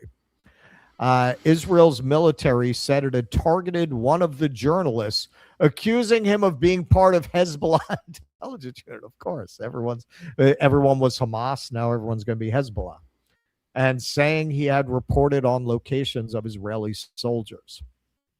The Houthis carried out a second strike on Israel, said Houthi military spokesperson Yahya Saree, vowing more to come. The attacks point to a potential new threat to global shipping, already hit by the effective closure of the Strait of Hormuz, previously a conduit for about a fifth of global oil and liquefied natural gas supplies. The Houthis have shown an ability to strike targets far beyond Yemen and disrupt shipping lanes around the Arabian Peninsula and the Red Sea, as they did in support of Hamas in the Gaza war. If the Houthis expand their new front in the conflict, One target could be the Bab el-Mandeb Strait off the coast of Yemen, a choke point for sea traffic towards the Suez Canal. Oh, a second choke point that we didn't even know about. Another choke. Well, you know who did know about it? The Israelis. You remember how when we were discovering legitimate regard Nick Shirley's crackerjack journalism on Somali daycare centers. Oh, that's we right, pointed out how this was a very this was actually a competent psyop by Israel. They figured out that they can't appeal to people's Zionism because they don't have any Zionism. But they figured they could appeal to their racism. So they ginned up people about Somalis right as they were making a deal with a breakaway province of Somali that actually overlooks that waterway, so that Israel, if they put bases there, would have some military positioning that would allow them to fight the Houthis in a situation like this. That's what the whole Somalia thing is about, folks. If you fell for it, you get the fell for it again prize. Shanaka and Slem Pereira. Can anybody just be named Joe? You know? A 3-star U.S. Marine general just sent a letter to 35,000 reservists asking if their desert camouflage is packed and their families are prepared. One day later, 3,500 Marines arrived in the Middle East. This is not getting as much reporting as it should. So this letter really went out. Marines, our nation is in a consequential moment. Global events are shaping our nation's security. We must be ready. I ask you directly, are you truly ready to deploy, fight, and win? Are your skills sharp, your standards high, and your gear prepared for immediate movement?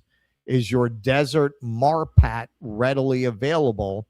Is your gear packed and ready to pick up and move, or is it stored away in a corner of your home? Are your family's affairs in order?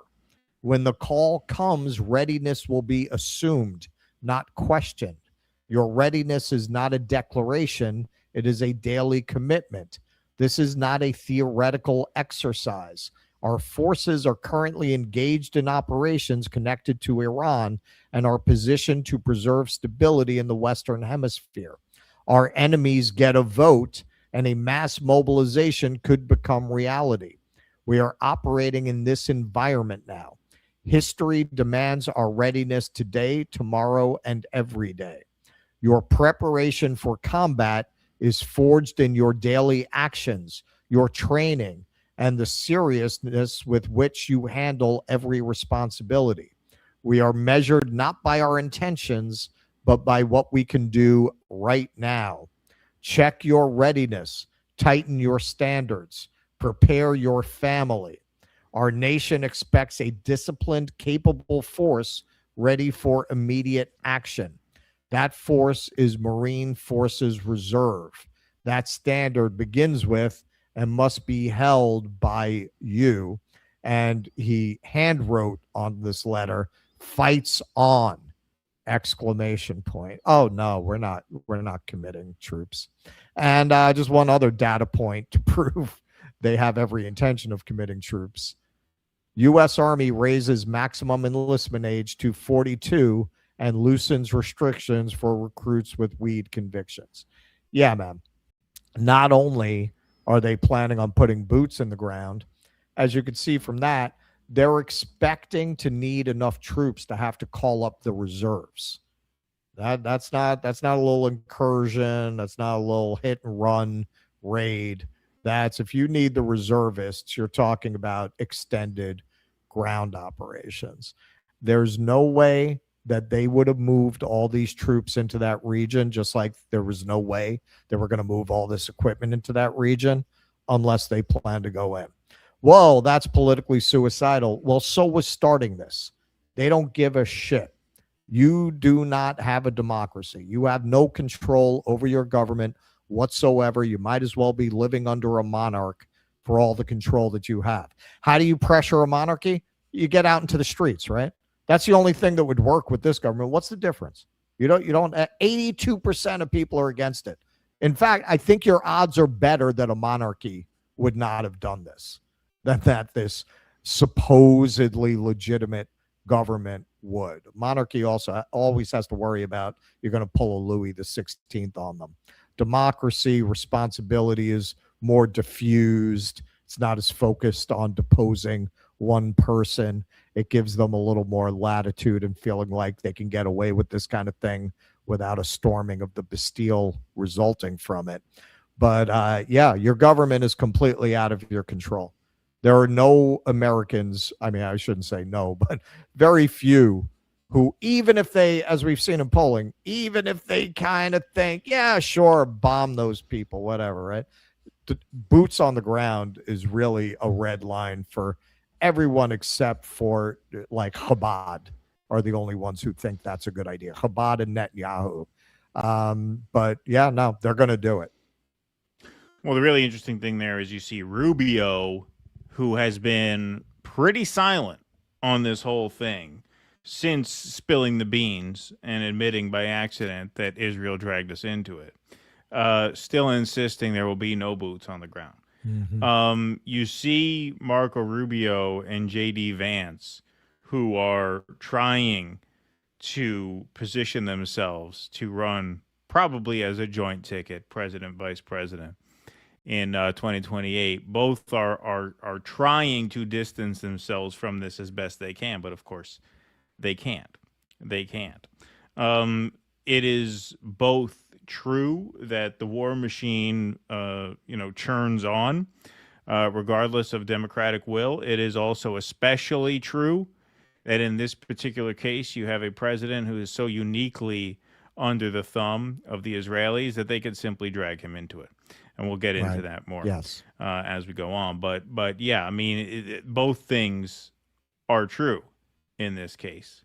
And so you just have an especially dangerous confluence of circumstances here, which is why, I maintain that the great cruelty of this is that the one thing Donald Trump was supposed to keep us out of, he gets us into, and it turns out he's probably the only one who would have gotten us into it, because there's just no self-interest. There's no rational interest here.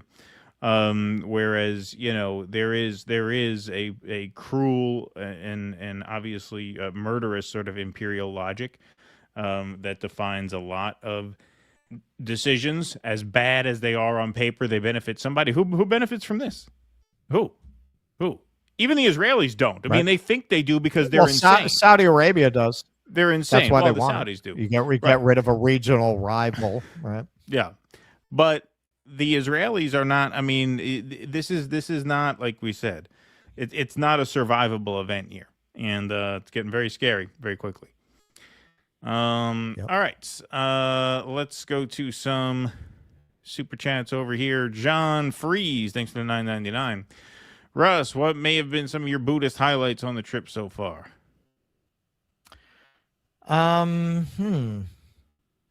Okay. I climbed up to a Wat outside of Chiang Mai. It's kind of famous. Like, there's the one that's a climb, but like it's a manageable climb.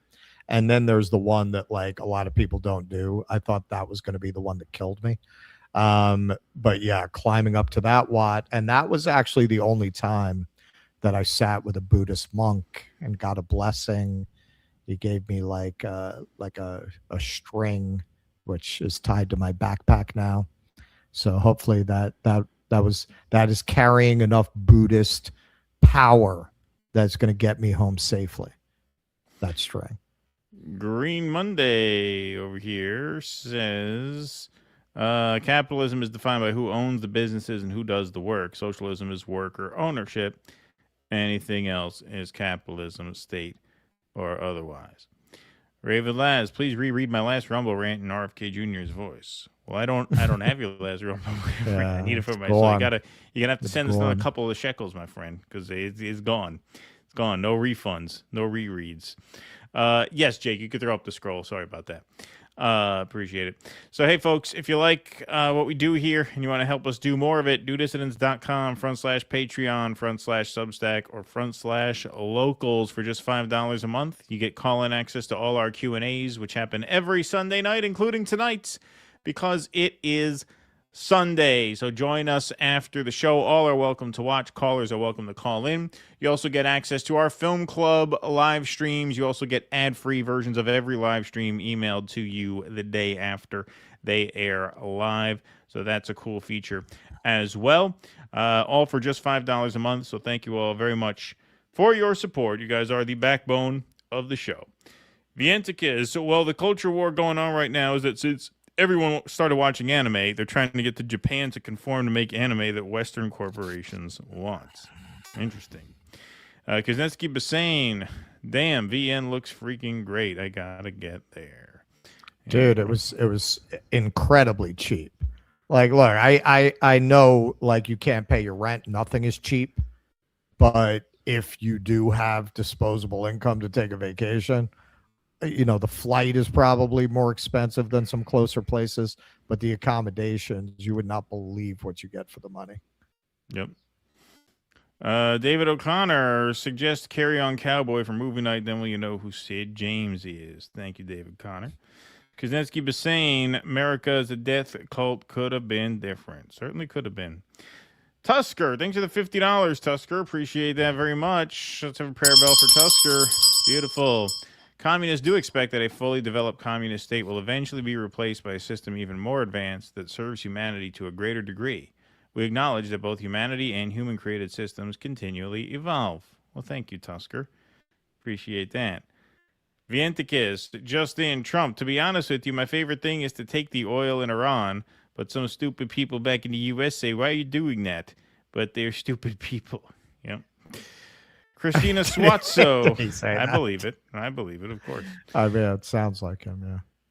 Christina Suazzo, thanks for the $50, $49.99. Let's have another cowbell for Christina. Just wanted to say hi, and this is my favorite YouTube news channel. Well, thank you, Christina. Appreciate that very much.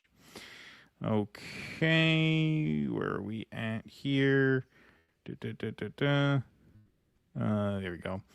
Rumbling, where does a moose go to get laid? To the Strait of Hormuz. God, you're welcome. Oh, Jesus. The great work. I love you too. And why? Saying, why you yeah, do no that all to the me? time. Why?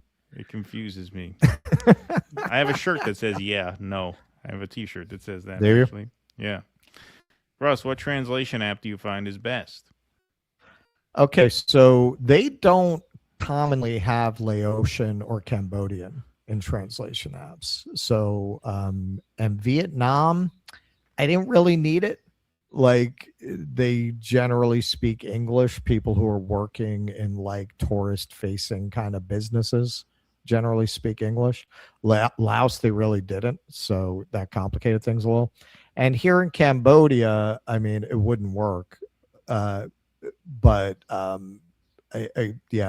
haven't had trouble really with people not being able to speak English. You know where I made the most use of the translation app? Thailand, actually. Thailand. Like, they really did not speak English there. I was surprised because it's such a tourist economy, but it really comes down to whether they teach it in the public schools. In Vietnam, they make a point of teaching it in the public schools. That's why it's so widely spoken. Like, Thai people, even the tour guides, they learn it, but they're not fluent. Like, you get people in Vietnam who are clearly fluent, comfortable in English. I really didn't encounter that in Thailand. So I just have like the basic one that comes on Apple right now. It worked fine in Thailand. It worked very well, actually.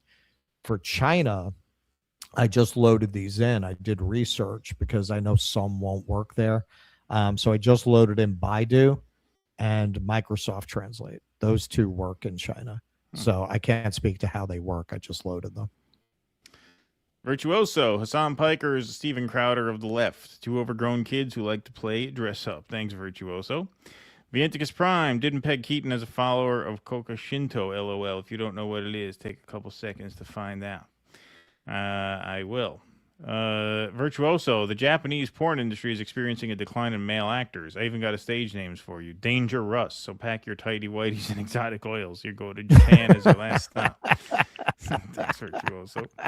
The Anticus Prime. Now, Trump says U.S. negotiation with Iran is doing extremely well, but you never know with Iran because we negotiate with them and we always have to blow them up. Is that what he said? Wow. I mean, that sounds like him. I believe it. EO Oil shush. futures 102.85 a barrel from the comments section. Wow. EO shush. Trump's first time when he was what's that? Hang on. First term when he was Mitt Romney with mean tweets, you could make the argument it was a uniparty. Not now. He is controlled by the Zionists and Afrikaner billionaires trying to bring apartheid to the U.S. Yeah, I mean, I do agree with that. I do agree that this is a particularly, corrupt administration, and especially under the wing of Israel, like uniquely in the whole fucking cabinet, top to bottom.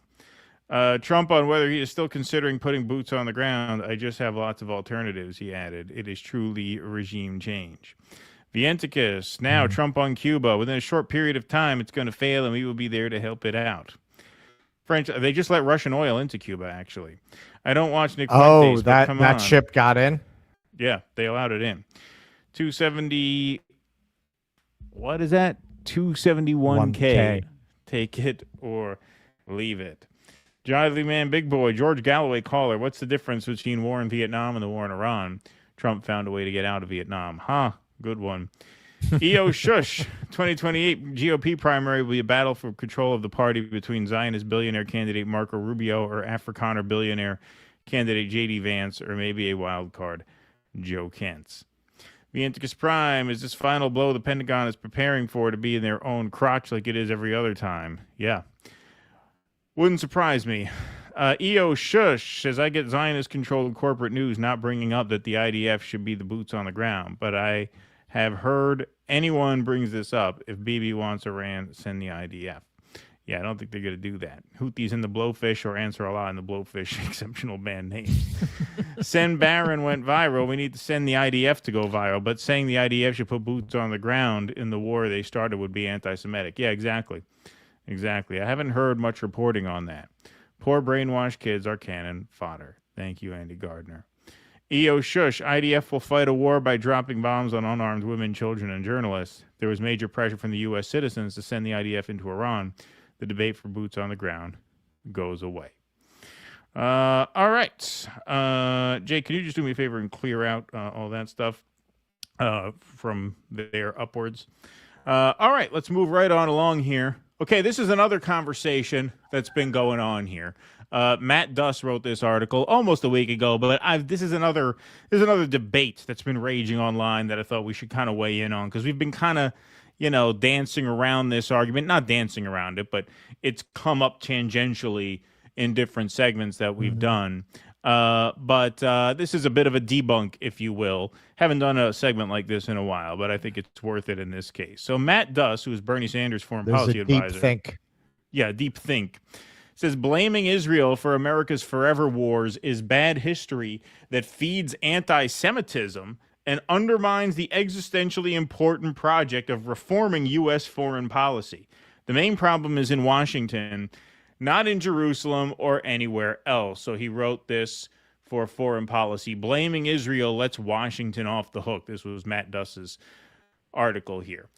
Former National Counterterrorism Center Director Joe Kent's resignation letter raises a question that's going to become increasingly important in the coming months and years. How do we talk about Israel's undeniable role in pushing the United States into a catastrophic war without either letting Washington and President Donald Trump himself off the hook or slipping into the spreading morass of anti-Semitism? Okay, so right away here, you're setting up a false choice. You're saying that you can either blame Israel or Donald Trump. The idea that Donald Trump is being led blindly by the Israelis into this war is essentially fact. Everybody can see that. It's as obvious as the day is long. That does not absolve Donald Trump of responsibility for anything. He's the president. He's the commander-in-chief. The buck stops at him. If he is so incurious or so vacuous or so compromised as to simply be led into war without understanding what he's doing, that is in no way an exoneration of Donald Trump. That is a condemnation of Donald Trump, plain and simple. So the whole argument here is just kind of ridiculous.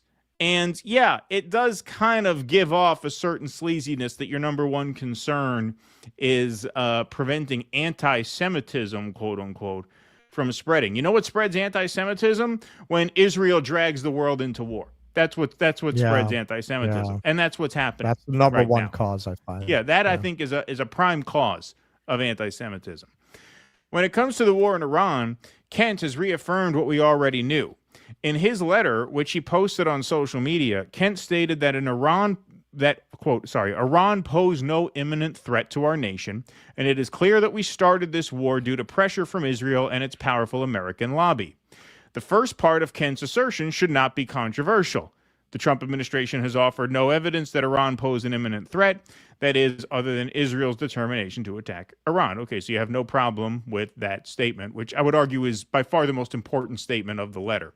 The second element in Kent's initial assertion, that Israel and pro-Israel organizations in the United States backing the war put pressure on Trump to join in launching it, should be equally uncontroversial. Yet a number of these lobby groups jumped in to cast this fact as not merely untrue, but inherently anti-Semitic. All right, so he agrees so far.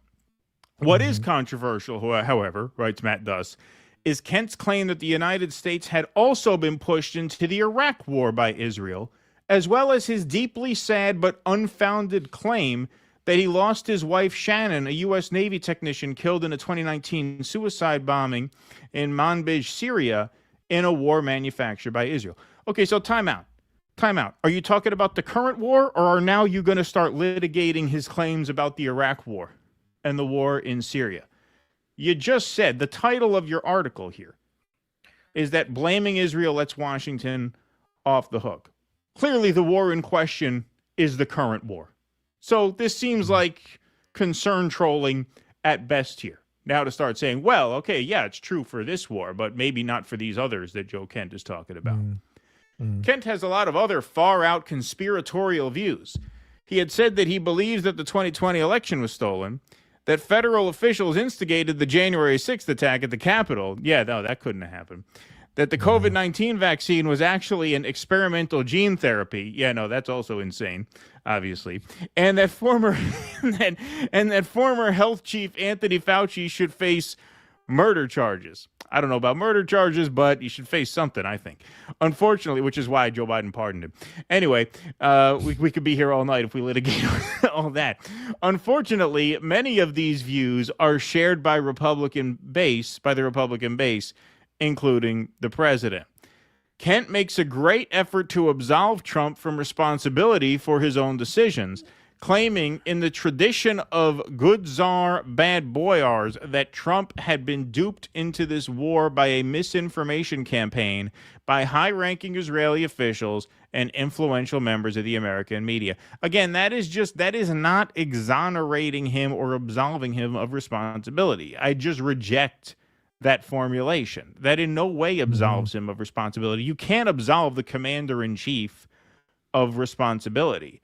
If you're saying he was led into this war, you're saying at very best, he's a weak leader. At the very best. Right. Like, I will say this. Kent is a good soldier, and he does tend to frame it that way. He does tend to frame it that Trump is good, and he's been badly advised. Like, maybe that's his intent, but that's not really what the argument says. Like, that's not how I absorb that argument, and I don't think most people absorb that argument that way. I know Kent is, he tries to be diplomatic because obviously he was close to the president and he's from the president's movement. So I'm not saying like there's not an effort to sort of soft pedal Trump's culpability in prosecuting. He in particular does, yeah. But I would say, like, saying Donald Trump is being led into this against his will, that statement in and of itself is not an exoneration of Donald Trump. Even if it's being made by a guy who's an ally, who's trying to, play good politics, like, that's still, I still think this whole argument is just a false choice. I think both things can be true and both things are true. Kent's claim that Israel was responsible for the Syrian civil war falls into the same category as his views on January 6th. Regarding the Iraq war, the truth is more complicated. I don't agree that you could lump the Syria. I mean, first of all, to the extent that you can, I think both are true. I think the feds did instigate January 6th, and I think the Syria war obviously benefited Israel. Regarding the Iraq war, the truth is more complicated. Some commentators have insisted that the Israeli government simply opposed it.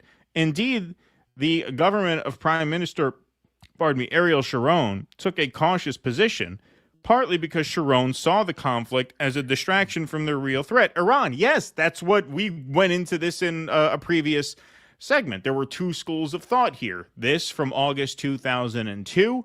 Israel puts pressure on the United States to strike Iraq, and the dissenters dissented insofar as they thought it was a distraction from where the real war ought to be fought, which is in Iran, which once again, Matt Duss, that's the current war that we're talking about. That's what we're talking about. I really don't see the urgency in litigating Israel's role in Iraq in order to paint Joe Kent as some conspiracy monger when you agree with his core contention that we are being led into the most disastrous regime change war of all by a foreign power. If you agree with that, I don't know why you're starting a whole debate over these other couple of issues here, but we'll go further. At first, Sharon privately urged the Bush administration not to invade, but then publicly supported the operation once it became clear that the president was committed to doing it. But the bottom line is that the United States would have almost certainly gone to war in Iraq with or without the support of the Israeli government. The same is not true of the Iran war. Okay, so then once again, what's your point? Like, what is the point of this? However, if the Sharon government's position on the Iraq war was nuanced, there was no such nuance from Sharon's political rival Netanyahu. Netanyahu came to Washington to aggressively lobby for the invasion. Oh, you mean the current Israeli prime minister? Yeah, he supported the Iraq war. So once again, that seems like a pretty relevant detail. Insisting in congressional testimony, if you take out Saddam's regime, I guarantee you that it will have enormous positive reverberations on the region, which stands alongside Neville Chamberlain's Peace for Our Time speech as one of history's most incorrect predictions. Okay. While Netanyahu was out of power at the time, for many Americans, a former Israeli prime minister publicly advocating the war effectively put Israel's imprimatur on it. And this is where it's important to understand the deeper historical context that produced this war.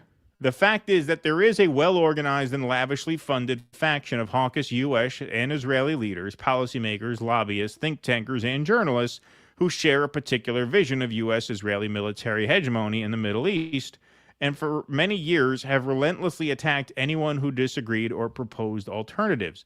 They supported the Iraq war. They opposed U.S. efforts to broker an end to the Israeli occupation and create a Palestinian state. Indeed, they have opposed any effort whatsoever to put pressure on Israel for anything. And they opposed President Barack Obama's nuclear agreement with Iran. The list goes on. Stripped of this context, Kent's version of events carries real risks. Laying so much blame on the state of Israel for wars that have drained the United States of so much blood and treasure veers into anti-Semitism. No, it does not. No, it does not. I'm sorry, it does not. And why is that the top concern, by the way, even if it did? Shouldn't the top concern be stating the obvious fact that we're being dragged into war by a foreign power and it has to stop before we're all dead? I think that's objective number one, first and foremost, which unfortunately would sit comfortably among the other conspiracy theories that Kent has espoused in the past. We can already see some commentators embracing Kent's claims in their entirety and suggesting, as Cenk Uygur did, that anyone who disagrees works for Israel. In moments of democratic crisis, we must be especially wary about buying into these kinds of simplistic yet dangerous arguments. The other problem with Kent's claim is that it lets the U.S. foreign policy establishment off the hook. Yes, Netanyahu has been in Trump's ear. So has Senator Lindsey Graham. Oh, you mean the guy who kept flying back and forth to Israel every 2 weeks? So has Senator Tom Cotton. The fact that such people enjoy such influence in the Washington foreign policy conversation isn't an Israel problem. It is very much a Washington problem, and not just a Republican one. There is a hawkish faction of Democrats responsible for this, too. Ultimately, Kent's claims about the Israeli origin of the United States forever wars is both wrong and harmful. It is bad history that feeds bigotry against Jews and undermines the existentially important project of reforming U.S. foreign policy.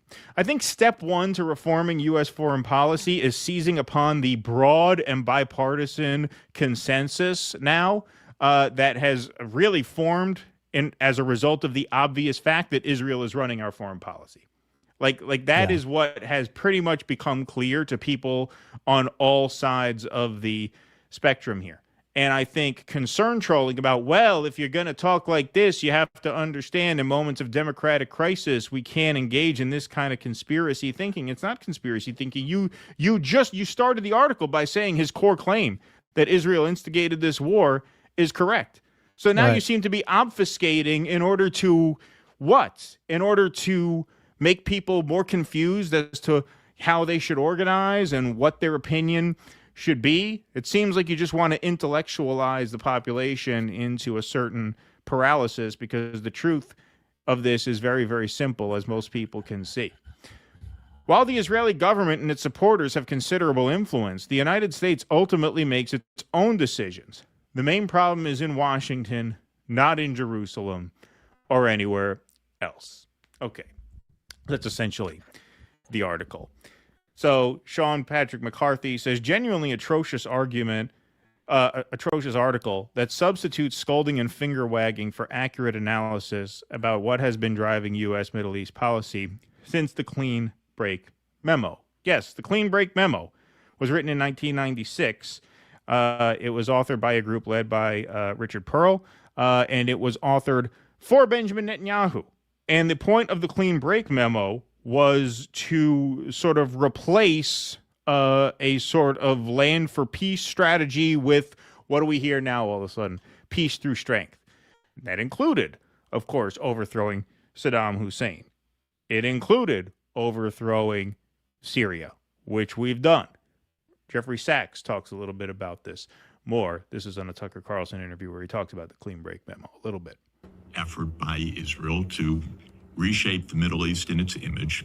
It started with Netanyahu and his American advisors in 1996 in something called Clean Break, which was a political document that the Americans and Netanyahu made when Netanyahu became prime minister. After 9/11, it went into full gear, with the Iraq wars being the first of those wars. Clean break, what does that refer to? Clean break is we're going to make a clean break of the Middle East. A break with the past. We're going to break with the past. We're not going to have land for peace, which is the idea that Israel would have a Palestinian state next door. No, we're going to have greater Israel, and we're just going to bash anybody that doesn't like it. And we're going to do that by bringing down any government that supports the Palestinians. But in 2011... So that has been, essentially a de facto governing document since even before Project for a New American Century. That was, I think, in 98. So this influence has been long established. This philosophy that Israel's enemies have to go one by one by one. This has, like I said, really governed the Western approach to foreign policy since before 9/11. And what do you know? 9/11, just like October 7th, created perfect excuses to go ahead and start knocking off Muslim countries one by one. So where does U.S. policy end and Israeli policy begin exactly? It's not so clear. Except in the case of the Iran war, it's very clear. It's very clear because there's really no strategic interest for the United States in this war. It's all Israel. What really brought Assad down last week started under Obama. It doesn't really matter who's president. This is long-term deep state policy. Obama ordered the CIA to overthrow Assad. So that started in 2011. Yeah, I would take slight issue with that last point, only because obviously we see how easy it is because of Iran's geographic location and the size of their country and their military might. It's very easy for them to paralyze the world economy in a matter of weeks. which they seem to have done. And so in this case, I think it takes someone especially compromised by the Israelis to do this. Sean King says, Matt, this is one of your worst takes, man. It's ahistorical. Post-Duopolis says conflating Zionism and Israel with Judaism is what leads to anti-Semitism. Yes, ding, ding, ding, ding, ding. You clown. When I blame Israel for something, I'm not blaming all Jews. You're the anti-Semite for trying to make people think that. Yeah, and it does seem like he's playing hide the ball, and it seems like that is a real concern. And look, he's a Jewish guy. I'm a Jewish guy. Russ is a Jewish guy. We've made the point here. We're concerned that Israel starting World War III is going to create a lot of anti-Semitism that creates blowback against Jews. Yep. We're Jews, right? We don't want that. But we have sounded the alarm. That, I don't that even this... say schmear anymore. Yeah, exactly. But we have sounded the alarm about this. And part of why we have is because we understand very clearly that, yes, this is Israel's war, and it is consistent with recent United States policy to do Israel's bidding in the Middle East. So if you want to split hairs about how Joe Kent is being conspiratorial and ahistorical for saying all the wars are Israel's fault, all the while admitting that in this most urgent of instances, he's correct in saying this is essentially Israel's war. I'm sorry, there is something suspicious to me about insisting upon splitting these hairs, insisting upon driving a wedge through the anti-war coalition by nitpicking and saying, well, yeah, we're all against this war, but, you really shouldn't be making this point because what? Democracy is in crisis and you're going to spread anti-Semitism. Like, I don't know, man. It seems like your motivations are not where they should be, assuming good intent, I would say, at the very least. As somebody who must admit that at one time I consumed a lot of this type of media, this is typical of what you'd see in an op-ed page of the Washington Post or the New York Times or Newsweek or Time Magazine or Foreign Policy. It's gatekeeping. Well, it's also it's directing a certain kind of person back into the imperial agenda. This is what I keep saying. You got to build two different types of trap for two different kinds of mice. You can't for the educated middle management PMC types that this kind of article is really aimed at. The real insiders are going to laugh at this article, but the PMCs that are really your base for everything, really for the establishment, that's your base, whether Republican or Democrat, that's really your base.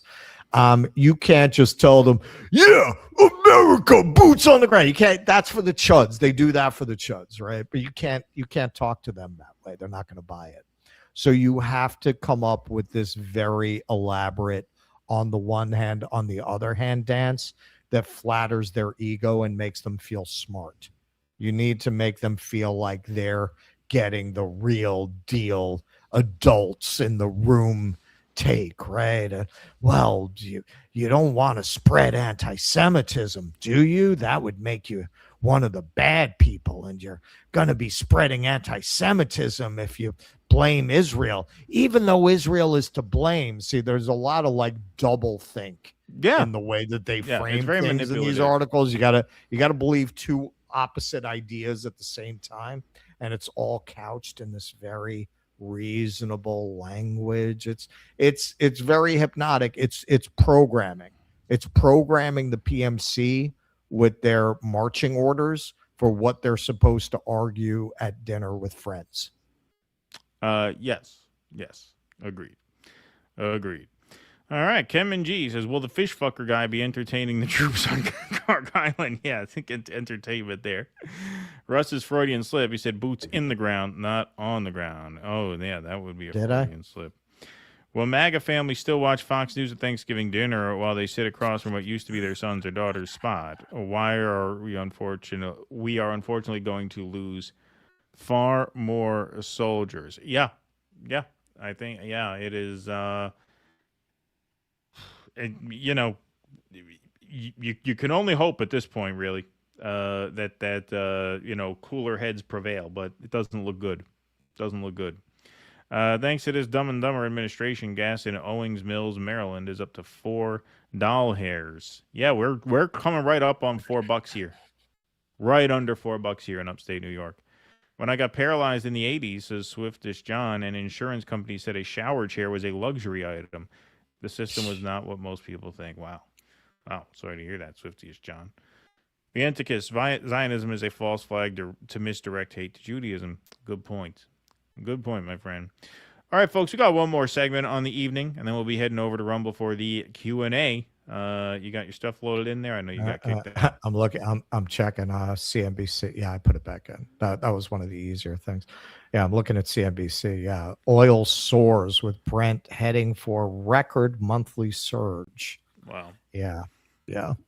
Okay, so I've wanted to do this for a while, and I definitely wanted to do it while I'm still on the show and in Asia, because this whole Iran debacle is going to particularly, and it's already particularly impacting people right where I am. Southeast Asia is being hit hard by Iran's cutoff of oil and gas. NPR. Oh, it's lefty. It's lefty. This is how the propaganda works. Iran's cutoff of oil and gas, or U.S. imperial policy. Which is it? Who's responsible? This tells you Iran is responsible. Iran's not responsible. They were sitting there minding their own business. Southeast Asia, home to some 700 million people, gets most of its oil and gas through the Strait of Hormuz, making it among the regions hardest hit by Iran's blockade of the waterway. The Philippines imports 90% of its oil from the Middle East, and with little to no oil making it through the Strait of Hormuz, President Ferdinand Marcos Jr. declared a national energy emergency on Tuesday, saying, "Nothing is off the table. We are looking at everything that we can do." Cutting fuel taxes and providing subsidies for poorer Filipinos are two options the government is employing to help address rising gas prices, as well as is a 4-day work week. Manila is also asking Russia and China for help, as a nation of islands that, according to the government, has only about 2 months of gasoline and diesel on hand for a population of more than 117 million people. And it's not alone. Quote, Vietnam has 30 to 45 days of reserves.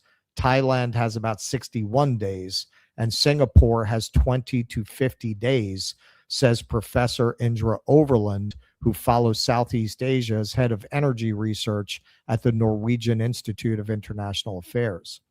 Landlocked Laos has already seen its normal provider, Thailand, reduce deliveries, and the country is encouraging work from home and instituted a 4-day school week, while hundreds of filling stations have already closed due to lack of fuel. Cambodia, this is where I am right now, which saw its traditional supplier cut off deliveries after their border war earlier this year, is now looking to Vietnam and Singapore for relief. In Vietnam, the shortage of jet fuel is already being felt, since the country normally sources much of it from China and Thailand, both of which are cutting back on exports to serve their own markets. Vietnam Airlines has announced it's canceling dozens of domestic flights beginning in April because of the shortage of fuel, and the country's tourism industry is already reeling as a result of the war. Quote, yes, especially flights transiting the Middle East like Doha and Qatar. Many of our customers who booked the transit flights got them canceled, said Nguyen Chi Quang, who manages the French market at Hanoi Travel. At the moment, direct flights between Paris and Hanoi or Paris and Ho Chi Minh City have yet to be affected much, but overall the French market is being hit, he says. The international tourism market, a major contributor to Thailand's GDP, has been hammered, with more expensive long-haul flights that avoid the Middle East affecting hotel bookings ahead of the major holiday of Songkran. The government this week also sharply reduced fuel subsidies for consumers imposed at the beginning of the war, leading to a sharp increase in prices at the pump, which could in turn lead to higher prices for goods and services. Long lines for fuel are commonplace. At a gas station in Chiang Rai Thursday, roughly 80 to 90 cars were lined up on the side of the highway waiting for gas, along with several dozen motorbikes, and attendants with bullhorns were directing motorists to pumps. One 42-year-old motorcycle food delivery driver said he spends about an hour a day in line for fuel and now works longer hours for less money. Quote, before the war, I was clearing about 1,800 baht a day, he says. That's a little more than $50. Now I'm lucky to clear 300 or 400, he adds, which is not nearly enough to provide for his family of 4. Gas keeps getting more expensive and people aren't ordering as much, he says. They're worried things will get worse. All right, so this is a report from NBC about the impact in the region. Disrupting how the world gets its energy, the impact is being felt thousands of miles away. And nowhere is the shock more acute than in Asia. Shortages of oil and gas have triggered protests in India and rationing in Bangladesh. There are long lineups for fuel from Pakistan to Cambodia to Vietnam. Sri Lanka shortened work weeks to save electricity, and Thailand's news anchors ditched their suit jackets to avoid using air conditioning. Energy emergency. In the Philippines, the president declared a national energy emergency to stave off what the International Energy Agency has described as the largest supply disruption in the history of the global oil market. It's made Asia ground zero for an energy crisis that threatens to cripple an entire continent. Take Taiwan. More than 95% of the energy being used here is imported, and most of it is coming from the Persian Gulf. The longer supplies are choked, the greater the risk that some parts of Asia could be running on empty. About 1/5 of the world's oil flows through the Strait of Hormuz, connecting the Gulf to the Indian Ocean. Much of what leaves is bound for Asia, a region that's also highly dependent on liquefied natural gas, or LNG, from Qatar. Since the war started, maritime traffic in the strait has all but collapsed, though Iran now says non-hostile ships can transit safely. In a statement, Iran's mission to the United Nations said ships can use the waterway provided that they neither participate in nor support acts of aggression against Iran, adding that any movement still needs permission from Iranian authorities. Still, maritime tracking data shows traffic through the critical energy choke point remains at a fraction of normal levels. Earlier this week, a Chinese oil tanker, the Bright Gold, was among the few ships to go through a so-called safe corridor. Crew members posting videos of the journey to Chinese social media, telling users they were carrying Iranian crude to the mainland. Another more critical thing is, are there any ships willing to coming in?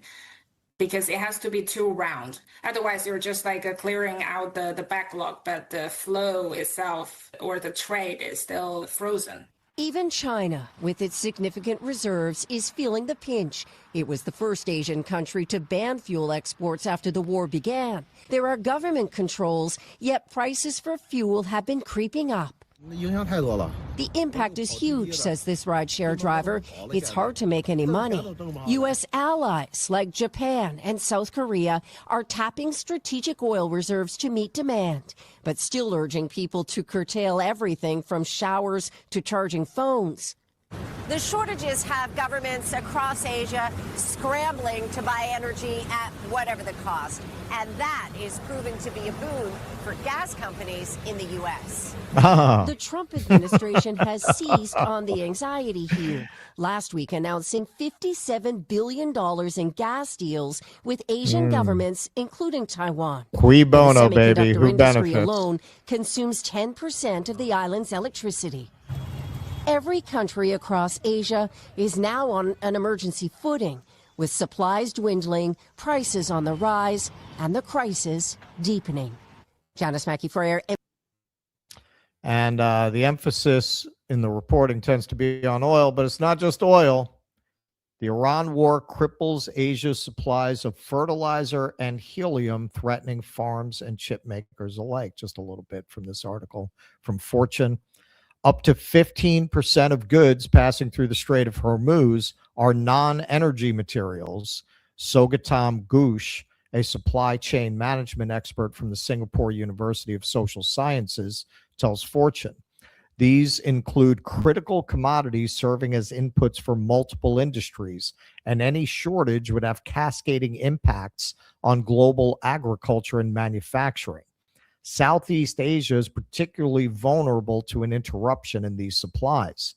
Agriculture is the backbone of many ASEAN economies like Indonesia, Thailand, and Vietnam, where smallholder farms of rice, maize, and oil palm provide employment and food security. Farming contributes about 10% of Southeast Asia's GDP and a third of its jobs. Fertilizer shocks are not just input market issues, they're also social and political ones, warns Imelda Bakudo, an Indonesia-based agri-food systems expert with the UN's Food and Agriculture Organization.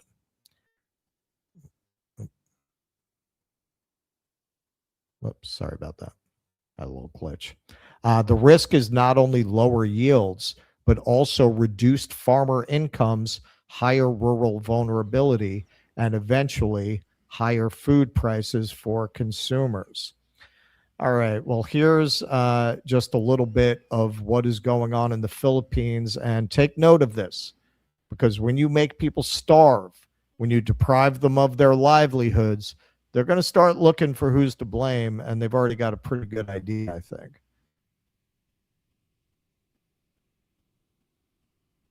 You getting black? Yeah. All right, give me 1 second to reload that. Whatever that was, like, killed that. Oh, yeah. Yeah. Just that one piece, right? Glitch Yeah, was. that's all. Yeah. Yep. Okay. There it is. Back. Let me cue it. All right. Okay, Use there the we Q go. and A. All right, there we go.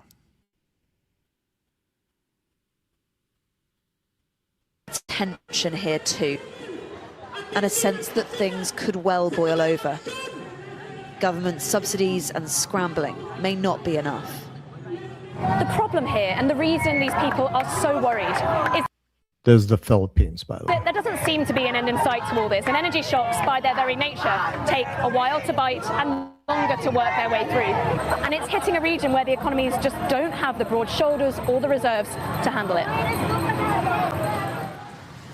Indeed, across Asia, there is barely a country untouched. Vietnam has ruled working from home. Bangladesh has rationed fuel and closed universities. Back in Manila, they're not shy with their sense of what or who is responsible. Who do you blame for the fact that the fuel prices are so high? Whose fault is it? Number one, the U.S. imperialists. The US imperialists? I mean, because the Philippines is a long-standing ally of the US. Is that something that you would like to see change? Yes. Really? Yes. It's because all this ally thing, them helping us, it's just a front of their bigger agenda to exploit not only the Philippines, but the so-called third world countries. Expensive fuel will mean expensive food. The price of rice here has doubled already.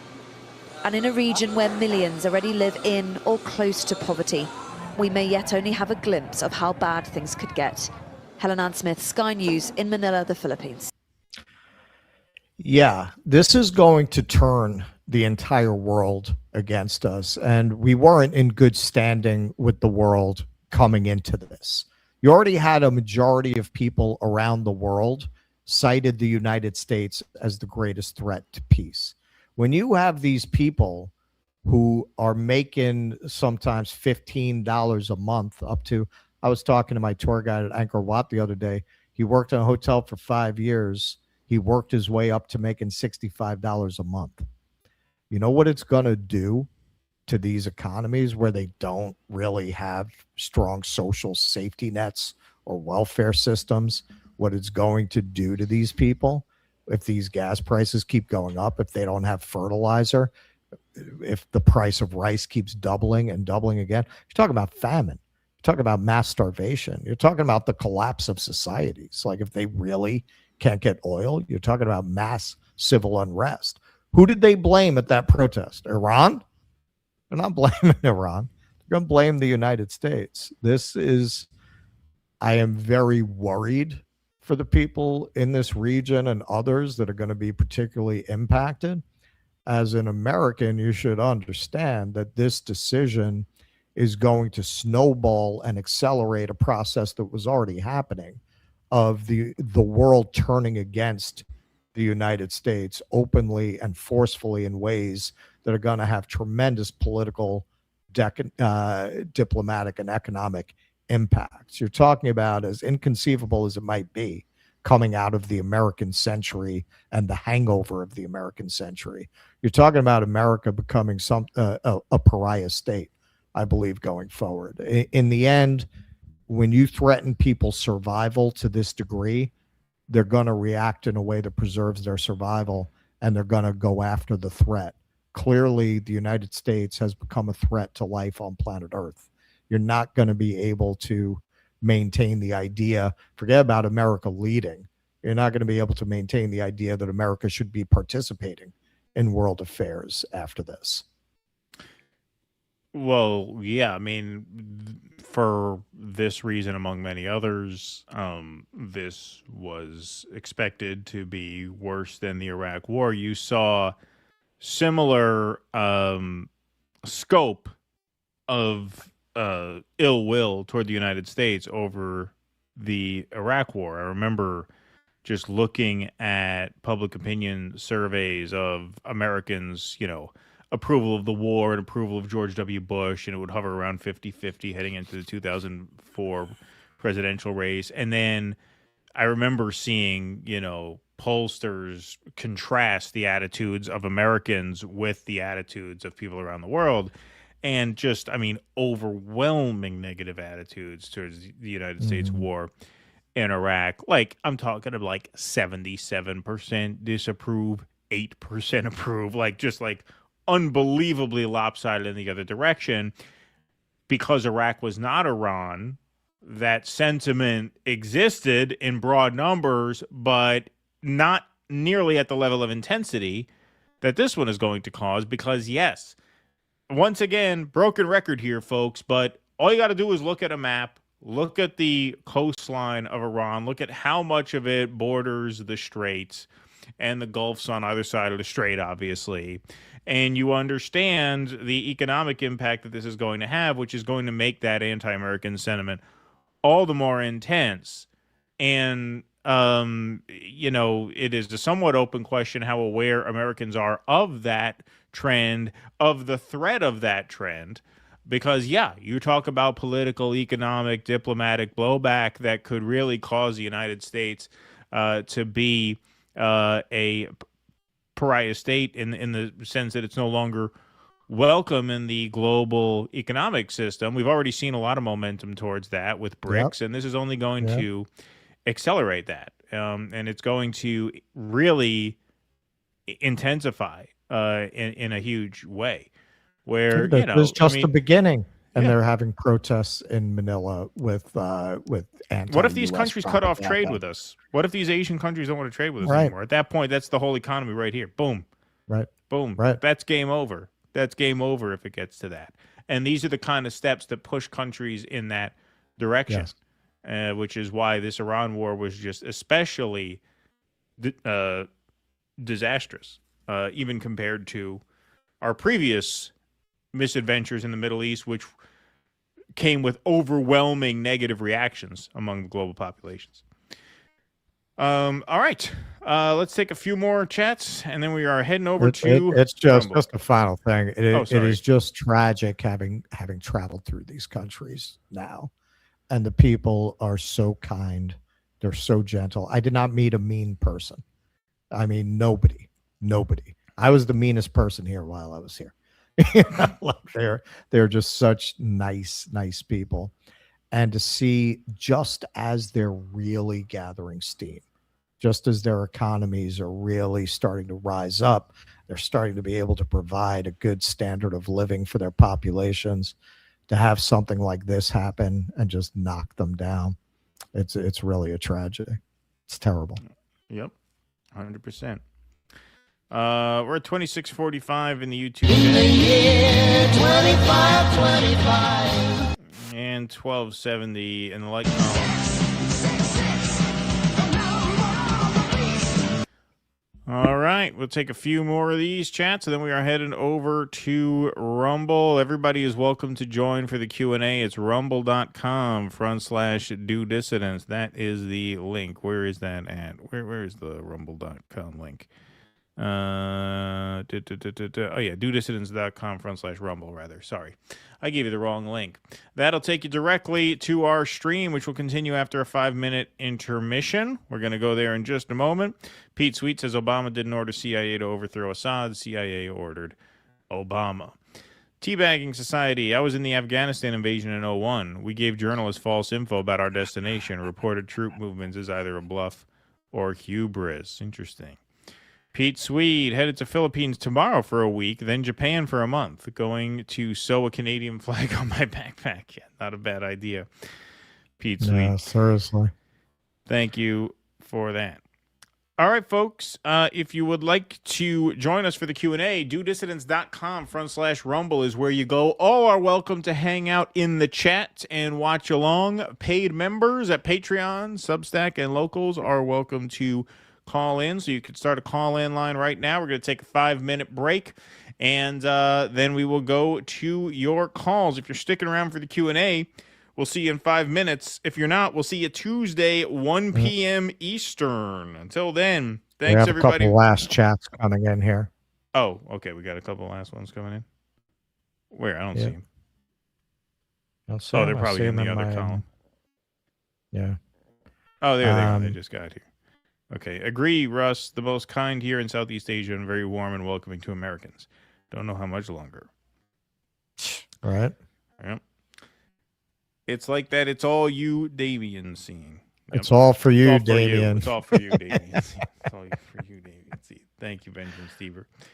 Appreciate that. Thanks to our mods for keeping the peace in the chat. Thanks, everybody, for staying up with us. Thanks to Jake in the booth. Appreciate you all as always. A pleasure being here with you tonight. If you're sticking around for the Q&A, we'll see you on Rumble in 5 minutes. If you're not, we'll see you Tuesday afternoon at 1 p.m. Eastern. Until then, thanks again, everybody. Be safe and be well. Courage! Please clap.